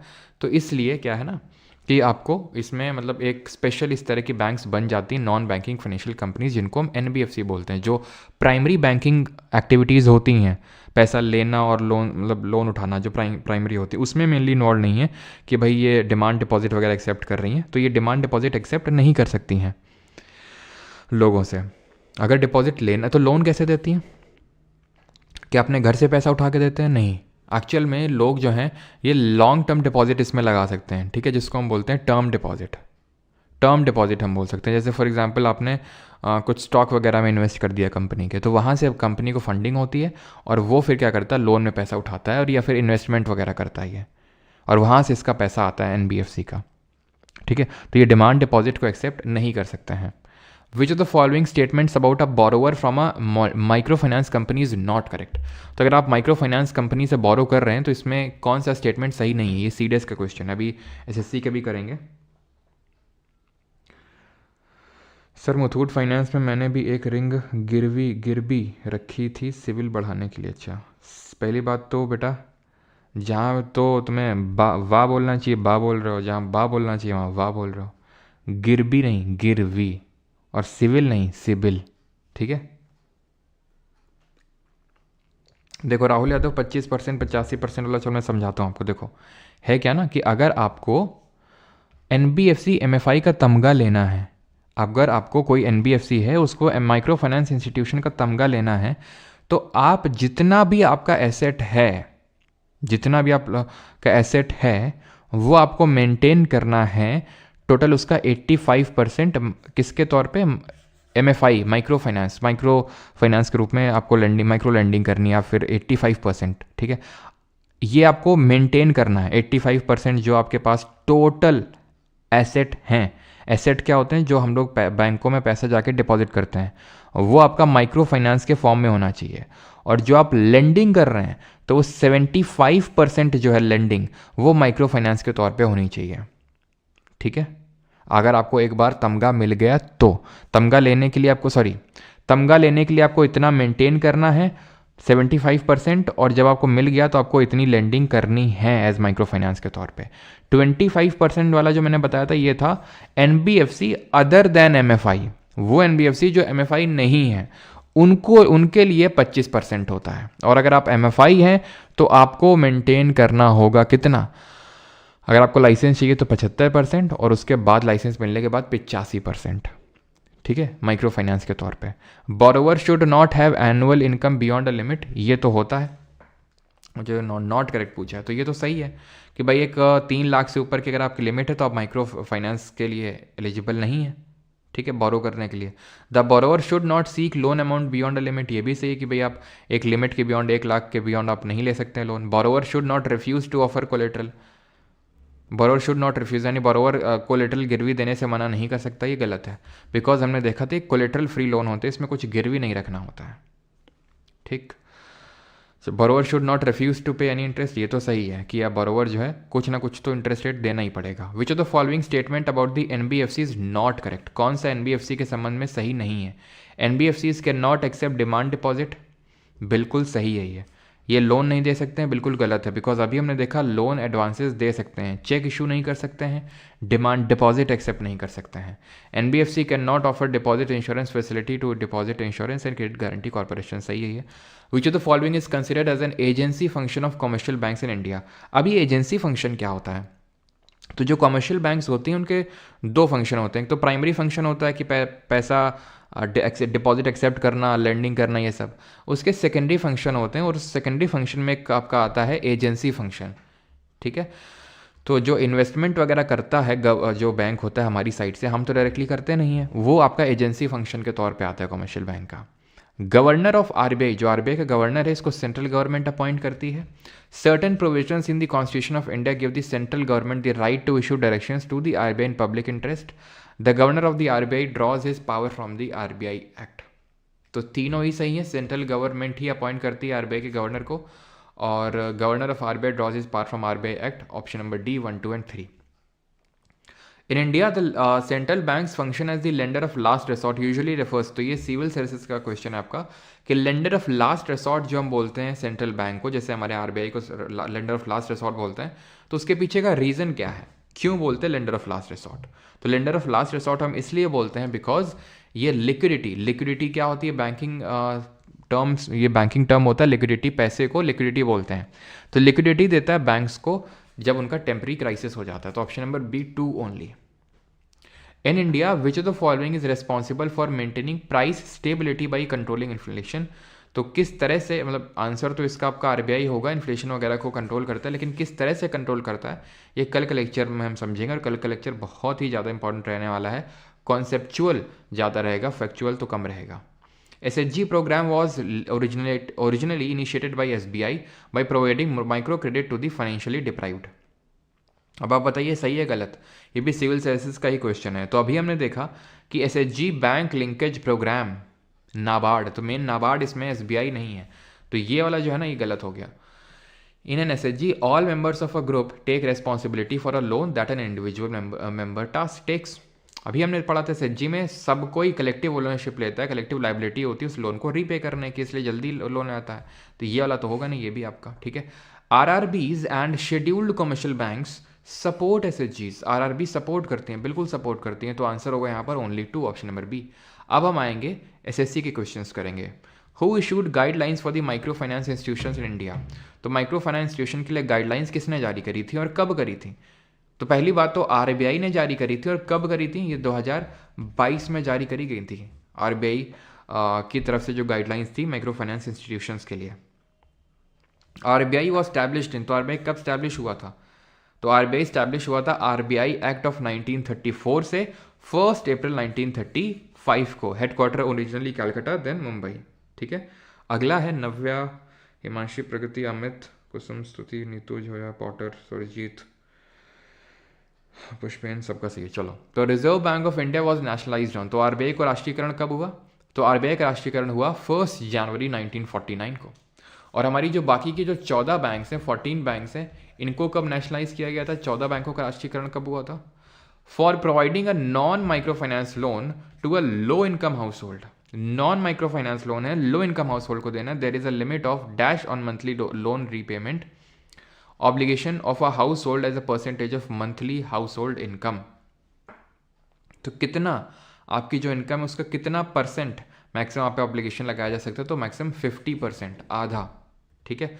और 14 बैंकों का जो राष्ट्रीयकरण हुआ था वो 1969 में हुआ था, 1969 में, ठीक है। बाद 1980 में 6 और बैंकों का राष्ट्रीयकरण हुआ। Maximum limit on micro finance loans for NBFC other than NBFC MFI, other than NBFC MFI पूछा है। अगर वैसे पूछे तो 85% होता, लेकिन NBFC अदर देन MFI पूछा है तो 25% ऑफ टोटल इक्विटी होगा। Which the following is a function perform by commercial bank in India. तो क्या फंक्शन होता है कमर्शियल बैंक का, क्रेडिट क्रिएशन का, करेंसी इशू करने का, बैंकिंग फैसिलिटी गवर्नमेंट को देने का, फिर क्रेडिट को कंट्रोल करने का, बताइए। तो मेन जो काम होता है करेंसी इशू करने का काम तो भैया RBI का होता है मेनली। बैंकिंग फैसिलिटीज गवर्नमेंट को देना ये भी मेनली RBI, और उसको कंट्रोल करना, पैसे को किस तरह से कंट्रोल करती है वो कल के लेक्चर में देखेंगे, ये जो डिफरेंट रेट्स होते हैं इसके थ्रू। क्रेडिट क्रिएशन का काम होता है ना, what does we mean by credit creation, इसका मतलब होता है पैसा बनाना। कैसे पैसा बनता है, पैसा बनता है जब हम बैंक को पैसा देते हैं तो बैंक किसी और को पैसा देता है, और जो मार्जिन होता है इसको स्प्रेड बोला जाता है बैंकिंग लैंग्वेज में, उससे बैंक पैसा कमाता है, मुनाफा कमाता है। तो एक्चुअल में बैंक कर क्या रहा है, हमसे जैसे 100 रुपये लिए, किसी को दिए, उसने कुछ धंधा वगैरह किया, किसी काम के लिए लिया, उसने बैंक को 200 रुपये लौटाए, तो एक तरह से बैंक क्या कर रहा है, पैसा बढ़ा रहा है, ठीक है। आगे बढ़ते हैं 21। In India all loans that are below dash are considered as micro loans. तो कितने से नीचे होते हैं उनको माइक्रो लोन्स बोलते हैं। तो जो 1 लाख रुपए से नीचे के लोन होते हैं उनको माइक्रो लोन के नाम से जानते हैं। और कौन ले सकता है, अगर आपको याद हो, 3 लाख से जिसकी एनुअल इनकम कम हो। विच of the following micro finance institutions was established in India at the time of independence. Independence के टाइम पे एस्टैब्लिश ना एस्टैब्लिशमेंट का मतलब होता है कब भाई बना था, ठीक है। और नेशनलाइजेशन का मतलब है कि भाई उसको लाया गया, क्या बोलते हैं, उसके अंडर में, मतलब गवर्नमेंट के अंडर में, ठीक है। सर दारू का ठेका, बेटा दारू का ठेका ना लो, अभी पढ़ लो, है ना।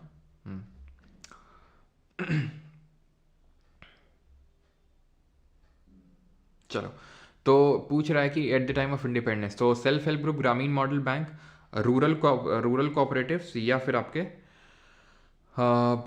जॉइंट लाइबिलिटी ग्रुप, ठीक है। तो किसको सबसे पहले सेटअप किया गया था, तो देखो जो हमारे SHG हैं, सेल्फ हेल्प ग्रुप है, तो मैंने आपको बताया था कि सबसे पहला जो SHG सेटअप हुआ था दैट वाज आपका सेवा, सेल्फ एम्प्लॉयड विमेंस एसोसिएशन, ठीक है, ये बना था 1974 में, तो ये आज़ादी के पास का तो नहीं है।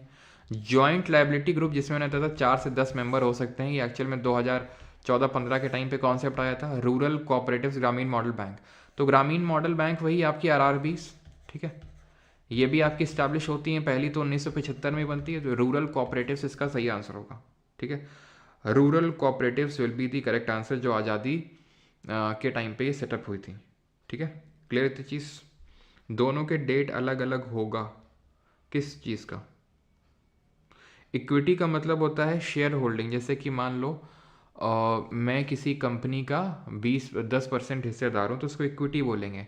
एसेट का मतलब होता है मेरी पूंजी, ये लैपटॉप मेरा एसेट है, ठीक है, मेरी कोई प्रॉपर्टी होगी वो मेरे लिए एसेट है, तो ये मेरी ज़मीन है वो मेरे लिए एसेट है, मेरा कार है मान लेते हैं मैं, वो मेरे लिए एसेट है, ठीक है, तो एसेट होते हैं, पूंजी होती है। इक्विटी का मतलब होता है कि किसी में मेरी शेयर होल्डिंग है, आपने सुना होगा कंपनी में इतने % हिस्सेदारी है, तो उसको हम इक्विटी बोलते हैं, ठीक है। चलो, विच of the following is not an example of small saving, तो इसमें से स्मॉल सेविंग का एग्जाम्पल कौन नहीं? म्यूचुअल फंड, किसान विकास पत्र, नेशनल सेविंग सर्टिफिकेट, या फिर पोस्ट ऑफिस के डिपॉजिट्स। तो ये सारे आपके आएंगे स्मॉल सेविंग में, लेकिन म्यूचुअल फंड कोई स्मॉल सेविंग का पार्ट नहीं है।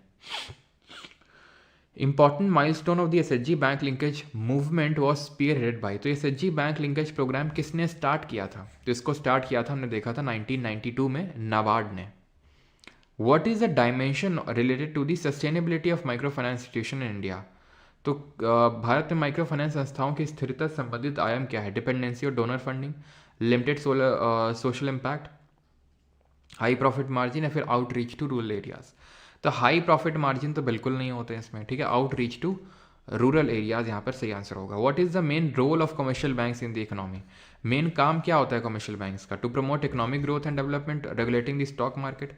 स्टॉक मार्केट को रेगुलेट करने का काम तो कमर्शियल बैंक्स का नहीं होता, बल्कि किसका होता है? सेबी का होता है, security and exchange board of India. इसको कब स्टैब्लिश किया गया था? इन्फ्लेशन को कंट्रोल करने का काम आरबीआई का होता है। फॉरेन एक्सचेंज रिजर्व करने को मैनेज करने का काम अगेन आरबीआई का होता है। इकोनॉमिक ग्रोथ और डेवलपमेंट को प्रोटेक्ट करने का काम होता है, ठीक है। और अगर हम बात करेंगे, क्या हो गया ये, कैसा चल रहा है ये, ठीक है। तो सेबी का कब स्टैब्लिश हुआ था सेबी आपका? तो सेबी आपका 1990 में स्टैब्लिश हुआ था, ठीक है। सिडबी आपका 1988 में बना था, देन 1992 में उसको स्टैट्यूटरी रिकग्निशन मिला। हेडक्वार्टर उसका लखनऊ में, और सेबी का कहाँ पर है? मुंबई में, ठीक है। अगला क्वेश्चन है, which of the following is a key objective of the micro finance institutions in India?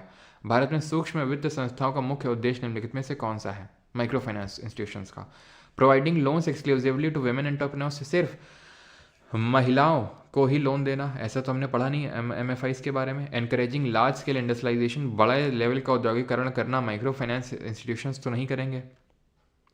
छोटे लोन देके माइक्रो चीज़ करके कुछ मैक्रो तो किया नहीं जा सकता है, ठीक। देन अगर बात करेंगे maximising profit for shareholder, providing financial inclusion and poverty alleviation. Poverty alleviation का मतलब है पोवर्टी कम करना, और वित्तीय समावेश का मतलब है हर किसी को फाइनेंशियल एक्टिविटी में जोड़ना। Which of the following statements best defines a micro finance institution? क्या एमएफआई को सही से डिस्क्राइब करता है? MFIs are investment firms that cater exclusively to high net worth individual. HNIs को केटर करते नहीं भाई, गरीब लोगों के लिए ही। MFIs are non profit organisations that provide financial services to low income individuals and small businesses. तो ये डिस्क्राइब करता है। Which of the following is an example of MFI in India? इनमें से कौन सा एमएफआई का एग्जाम्पल है? एसबीआई है, बंधन बैंक है, आईसीआईसीआई है, फिर एचडीएफसी है। माइक्रो फाइनेंस इंस्टीट्यूशन, एसबीआई तो नहीं है, आईसीआईसीआई एचडीएफसी भी नहीं है, बंधन बैंक है आपके, ऑप्शन नंबर बी, ठीक है। Micro finance institution. Which institution mainly provides financial assistance and support to micro finance institution in India? कौन जो है सपोर्ट प्रोवाइड करता है माइक्रो फाइनेंस इंस्टीट्यूशंस को? तो ये प्रोवाइड करने का काम होता है सिडबी। जैसे कि अगर हम देखें मुद्रा के तहत जो लोन दिया जाता है, अभी हमने देखा था ना micro units development and refinance agency, जो 2015 में मुद्रा लोन का मुद्रा स्कीम आया था, लोन देने का जो स्कीम है शिशु किशोर तरुण, तो उसमें जो 100% फंडिंग है वो आपका सिडबी ही करता है, ठीक है, small industries development bank of India. अगला है women SHG members appointed as a banking agent is called as। तो women SHG member जिनको कि बैंकिंग एजेंट के तौर पे अपॉइंट किया जाता है, उनको क्या कहा जाता है? तो उनको बैंक सखी बोला जाता है, ऑप्शन नंबर सी। 2014 में Bandhan financial services micro lender with headquarter dash was granted in principle approval by RBI to start a universal bank. तो बंधन फाइनेंशियल बैंक को कहाँ की है ये बंधन माइक्रो, ये आपकी फाइनेंशियल बैंक जिसको कि आरबीआई की तरफ से ये अप्रूवल मिला था to start a universal bank, ये Lucknow based, option number D. NABARD launched a special pilot project in 2004-5 called as. 2004-5 के टाइम पे नाबार्ड ने प्रोग्राम लॉन्च किया था, तो हमने देखा था ये कौन सा जॉइंट लाइबिलिटी ग्रुप 2014 के टाइम पे आया था, MEDP। MEDP नहीं, एक्चुअल में वो LEDP था, ठीक है, livelihood and enterprise development programme, ठीक है। तो LEDP होगा, ऑप्शन नंबर बी यहाँ पर सही आंसर होगा। बैंक लिंकेज जो प्रोग्राम है ना, वो तो 1992 में नाबार्ड ने चलाया था, ठीक है, क्लियर। अगला क्वेश्चन है, in which year did RBI introduce the regulatory framework for micro finance loans. तो अभी हमने देखा था कि भाई माइक्रो फाइनेंस लोन्स के लिए RBI ने रेगुलेटरी फ्रेमवर्क निकाला था 2022 में, 2022 में। प्रथम bank, the first regional rural bank, पहली जो RRB थी, उसका हेड ऑफिस कहाँ पे है, किस स्टेट में है। तो प्रथम ग्रामीण बैंक ये 1975 में स्टैब्लिश हुई थी 2 अक्टूबर को। हेड क्वार्टर इसका मुरादाबाद, उत्तर प्रदेश में, option number B. Which of the following is not a common product offered by micro finance institution in India. तो कौन सी चीज़ माइक्रो फाइनेंस इंस्टीट्यूशन ऑफर नहीं करते हैं।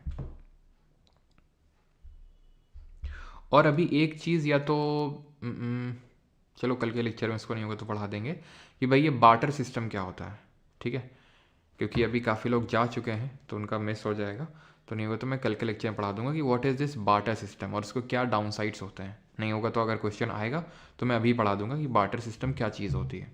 Not a common product offered by micro finance institution in India.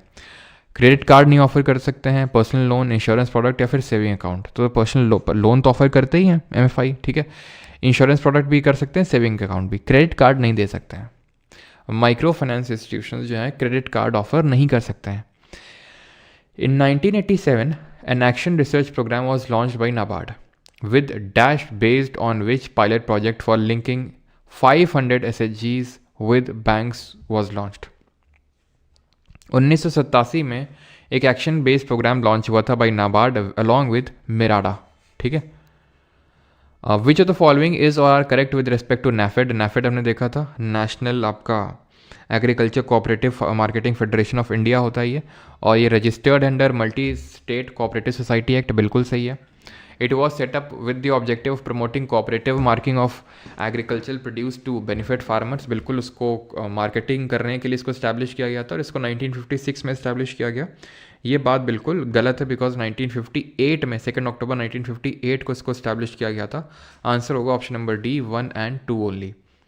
Which of the following programmes was launched by NABARD in 2015 to promote the livelihood of the people in both farm and non of farm activity. तो livelihood के लिए start हुआ था ये, and livelihood enterprise development programme LEDP। ये I think LEDP नहीं होगा फिर, बिकॉज यहाँ पर अगर आप ध्यान से देखें 2015 भी नहीं लिखा हुआ, 2004 या 5 लिखा हुआ है, ठीक है।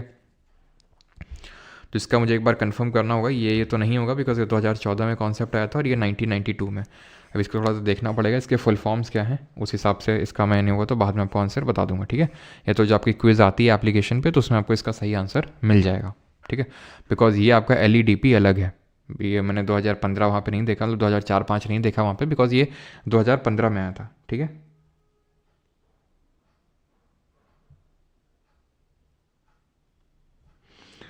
हर्षवर्धन कहाँ पे, क्विज ग्रुप में जो क्विज आई है उसकी बात कर रहे हो क्या आप? जो क्विज ग्रुप है, 10 रुपये का नोट इंडिया में कौन इशू करता है? बहुत आसान सा है, कोई भी नोट हो एक्सेप्ट 1 रुपी नोट, वो RBI इशू करेगा।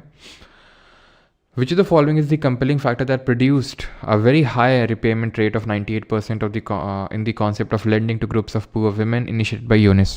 तो जो मोहम्मद यूनिस है, जिनको father of micro finance institution के नाम से भी जानते हैं, father of micro finance institution, तो इन्होंने जो कॉन्सेप्ट लेके आए थे, ठीक है, तो क्या कंपेलिंग फैक्टर था जिसकी वजह से लोन रीपेमेंट होने की जो दर थी वो 98% थी, 98% थी।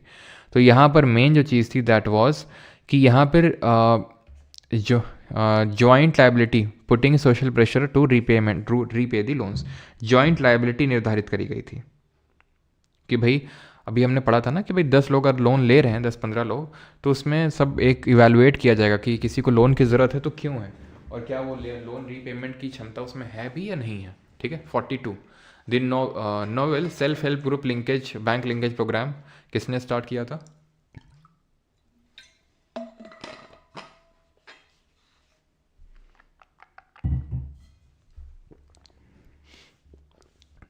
तो ये स्टार्ट करने का काम था नाबार्ड का इन द ईयर 1992, ठीक है, 1992 में। 43rd under the current regulatory framework what is the maximum tenure for the micro finance loan in India?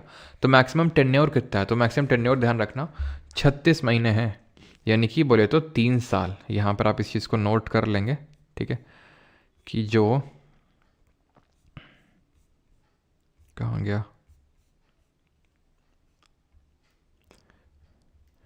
Micro finance loan की जो मैक्सिमम टेन्योर है लोन का, ठीक है, मैक्सिमम टेन्योर है 3 साल का, 3 years। क्लियर?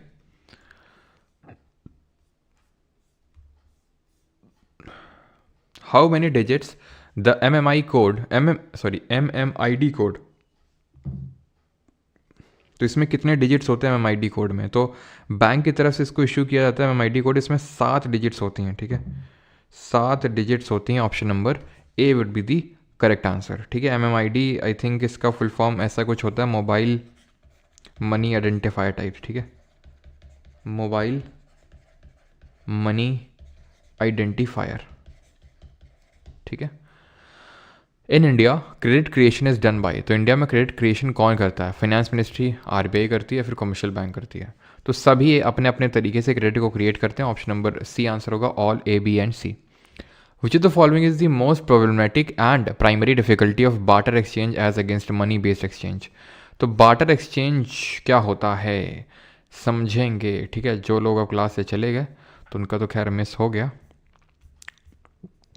ठीक है।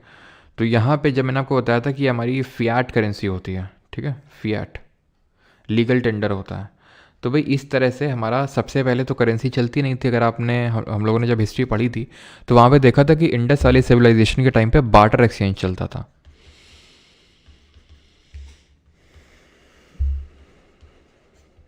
बार्टर एक्सचेंज क्या होता है? बार्टर एक्सचेंज होता है जहाँ पर one commodity is exchange for the other, one commodity is exchanged for the other,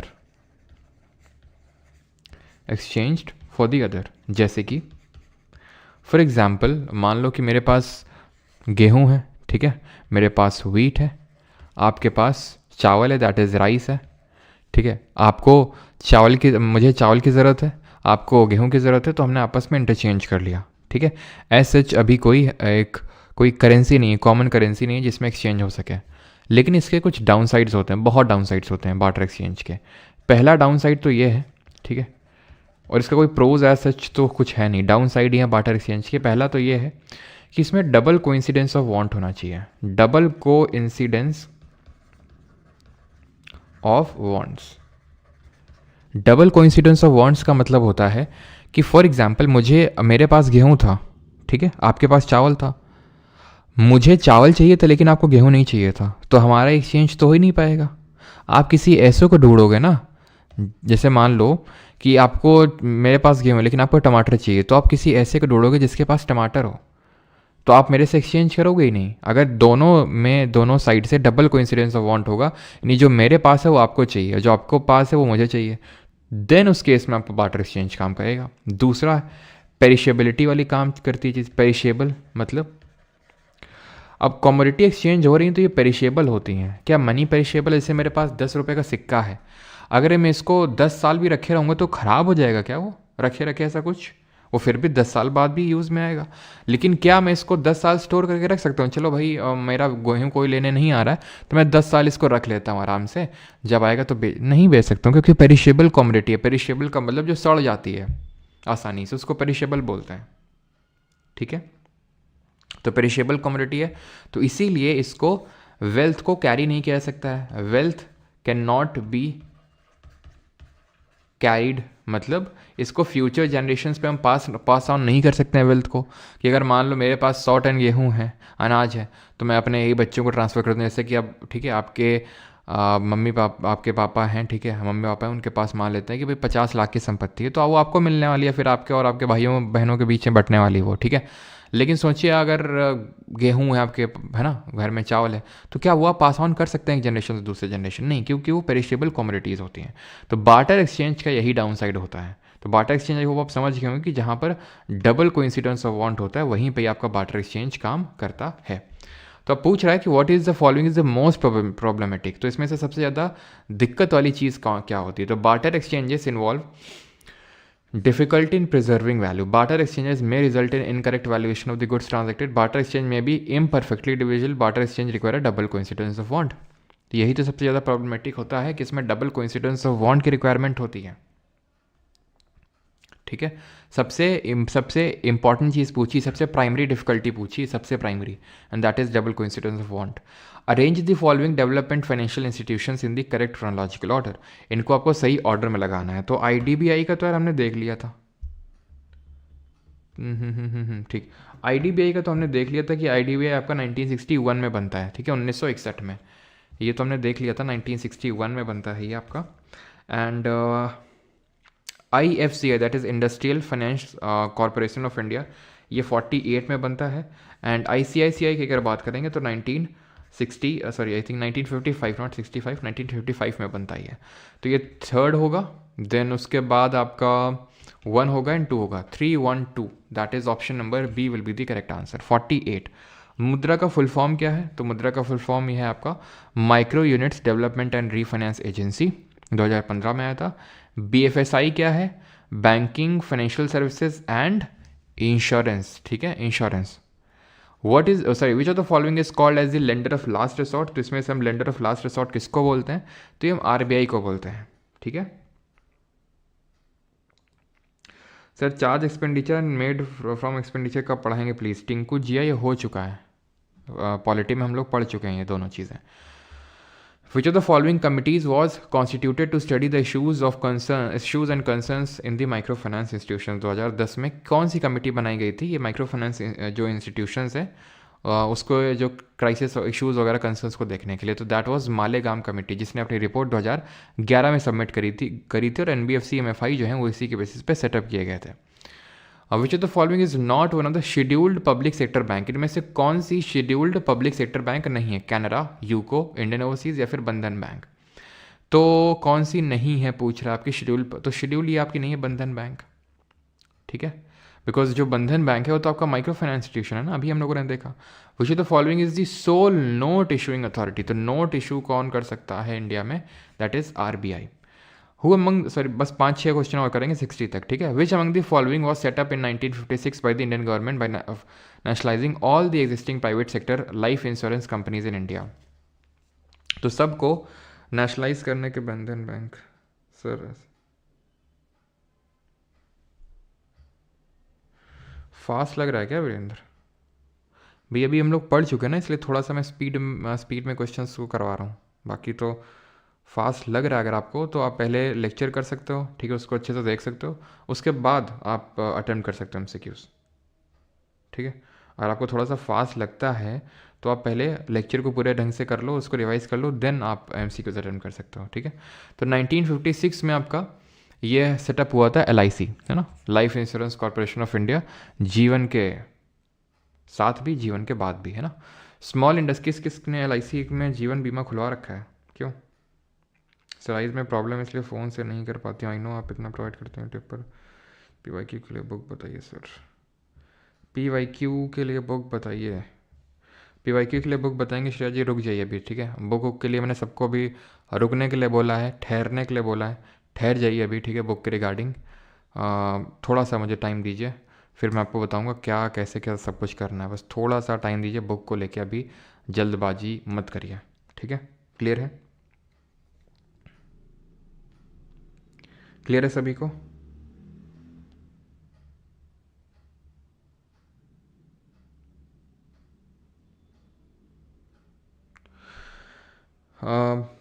fiduciary money क्या होता है? फिड्यूशरी मनी वो होता है जो आपका ट्रस्ट के बेसिस पे एक्सेप्ट किया था, जैसे कि अभी मैंने आपको बताया था ना, बार्टर एक्सचेंज पढ़ाया, हम लोगों ने करेंसी देखा, तो यहीं पे मैंने चेक के बारे में आपको बताया था कि जो चेक होती है वो आपकी फियाट मनी नहीं होती है, ठीक है। फिएट मनी वो मनी होती है जिसको कि एक्सचेंज किया जा सकता है और कोई लीगल टेंडर होता है।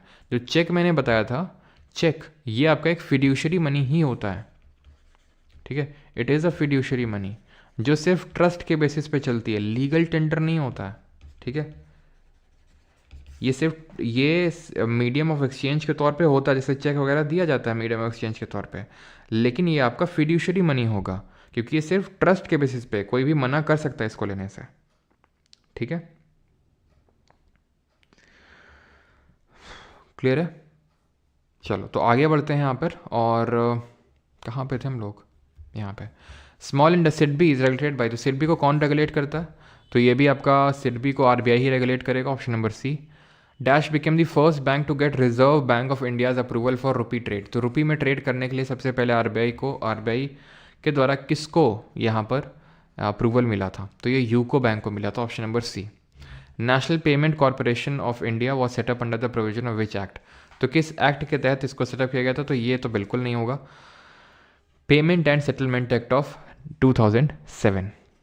A bank that has paid up a capital of dash and above qualifies for the scheduled commercial bank, तो किसी बैंक के पास कितना पेड अप कैपिटल है, कितना कैपिटल, कितना पैसा है, तो वो शेड्यूल कमर्शियल बैंक के लिए यहाँ पर एलिजिबल है लिस्ट होने के। तो 5 लाख रुपए का पेड अप कैपिटल होना चाहिए अगर शेड्यूल्ड बैंक की कैटेगरी में आना है आपको। तो एक इस तरह का loan, a type of loan that allows borrower to make low payment in the initial phase, यानी कि शुरुआत में आपको कम लोन पेमेंट करना है, बाद में जो बैलेंस अमाउंट है वो आपको लमसम में देना पड़ेगा। यानी कि जैसे मान लो आपने 5 लाख का लोन लिया, शुरू में आपको 10,000 20,000 इस तरह से देने पड़ रहे हैं, आपका 1 लाख हो गया, एट दी एंड आपको एकदम से 4 लाख का लोन देना पड़ेगा। That is called as balloon mortgage. जैसे आपने बलून देखा होगा, इस तरह का होता है बलून, ठीक है, कुछ इस तरह का बलून होता है ना, कि यहाँ पे तो कम होता है लेकिन धीरे धीरे एंड में जाके वो बड़ा हो जाता है। क्लियर है? सर पेपर देने जा रहा हूँ, जीडी का आशीर्वाद दीजिए। बिल्कुल बिल्कुल।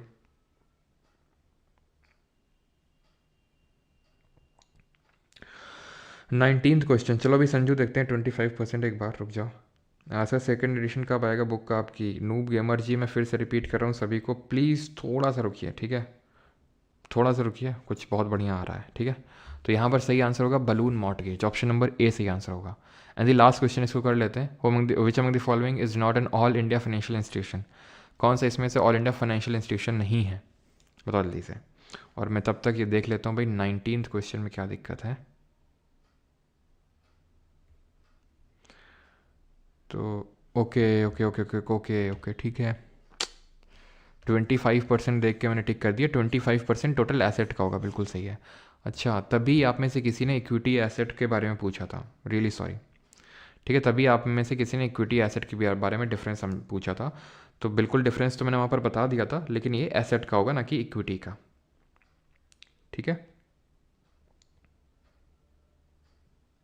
पेड अप कैपिटल होता है कि भाई जो आपको रिसीव होता है, ठीक है, जैसे 5 लाख का मेरे पास पैसा रिसीव हुआ है तो उसको पेड अप कैपिटल बोलते हैं, ठीक है। 26 में क्या है, क्या चीज़ है 26 में? Doubt SEBI year 1988, okay okay ठीक है, ओके मैंने सिडबी का लिख दिया क्या 1990, ओके। तो 1988 में ये इस्टेब्लिश होता है, 92 में इसको मिलता है स्टैट्यूटरी रिकग्निशन, ठीक है, और 1990 में आपका सिडबी को इस्टेब्लिश किया जाता है, सिडबी, ये सिडबी आया था 1990 में। सर आप प्रैक्टिस बैच लॉन्च करें, किस चीज़ का प्रैक्टिस भाई? हो तो रहा है यहाँ पे प्रैक्टिस।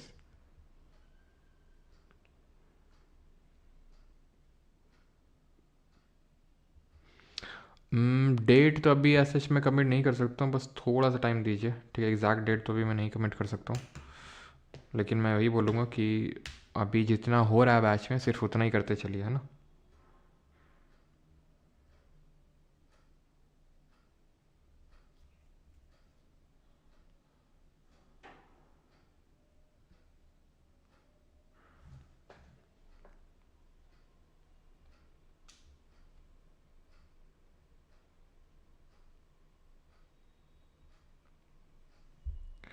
आई डी बी आपका 1964 होगा, ठीक है, 1964, 1964।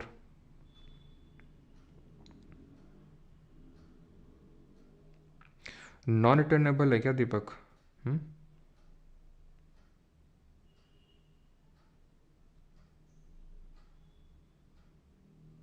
सर आज थके थके से लग रहा है यार। थके तो हैं यार काफ़ी ज़्यादा, एकदम पीठ बहुत ज़ोर की दर्द कर रही है, बहुत ज़ोर की।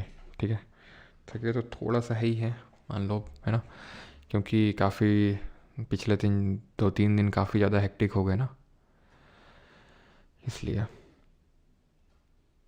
एक बार भी खाना खाया भाई, मैंने भी खाना नहीं खाया, कोई है भी नहीं घर पे, ठीक है, मुझे ही इंतज़ाम भी करना है खाने का भी, क्योंकि है क्या ना, वो मैंने बताया था वो क्रिकेट का टूर्नामेंट स्टार्ट होना है, तो क्रिकेट का टूर्नामेंट भी कल से स्टार्ट हुआ था और वो भी हफ्ते भर चलेगा, तो अकेला ही हूँ मैं। और ये बाकी ये क्वेश्चंस आपको होमवर्क में करने हैं, बाकी जो नहीं आएगा तो आप नोट करके रखेंगे, एक दिन हम लोग बैच में क्लास कर लेंगे, और जो भी आपको क्वेश्चंस नहीं आए होंगे इस तरह के, तो वो हम लोग बैच में ही कर लेंगे, ठीक है।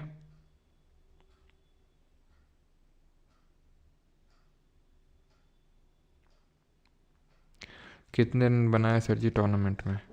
भाई यार मैंने खेला वाला नहीं है वो, मतलब मैनेजमेंट में इतना सारा कुछ होता है ना, इधर उधर इधर उधर इधर उधर, खेलने का टाइम नहीं मिला। M1 M0 M2 ये होगा परसों वाली क्लास में, ठीक है। तो जो अब अगली 2 क्लास होंगी वो बहुत ज़्यादा कॉन्सेप्चुअल हैं, और इसी वीक हम लोग इकोनॉमिक्स ख़त्म कर देंगे, तो कल और परसों को क्लास मिस मत करिएगा, ठीक है। आप नहीं गए महाराज, तो भाई हम जाते तो क्लास कौन लेता आज तुम्हारी, हम। चलिए भाई, थैंक यू, धन्यवाद सभी को।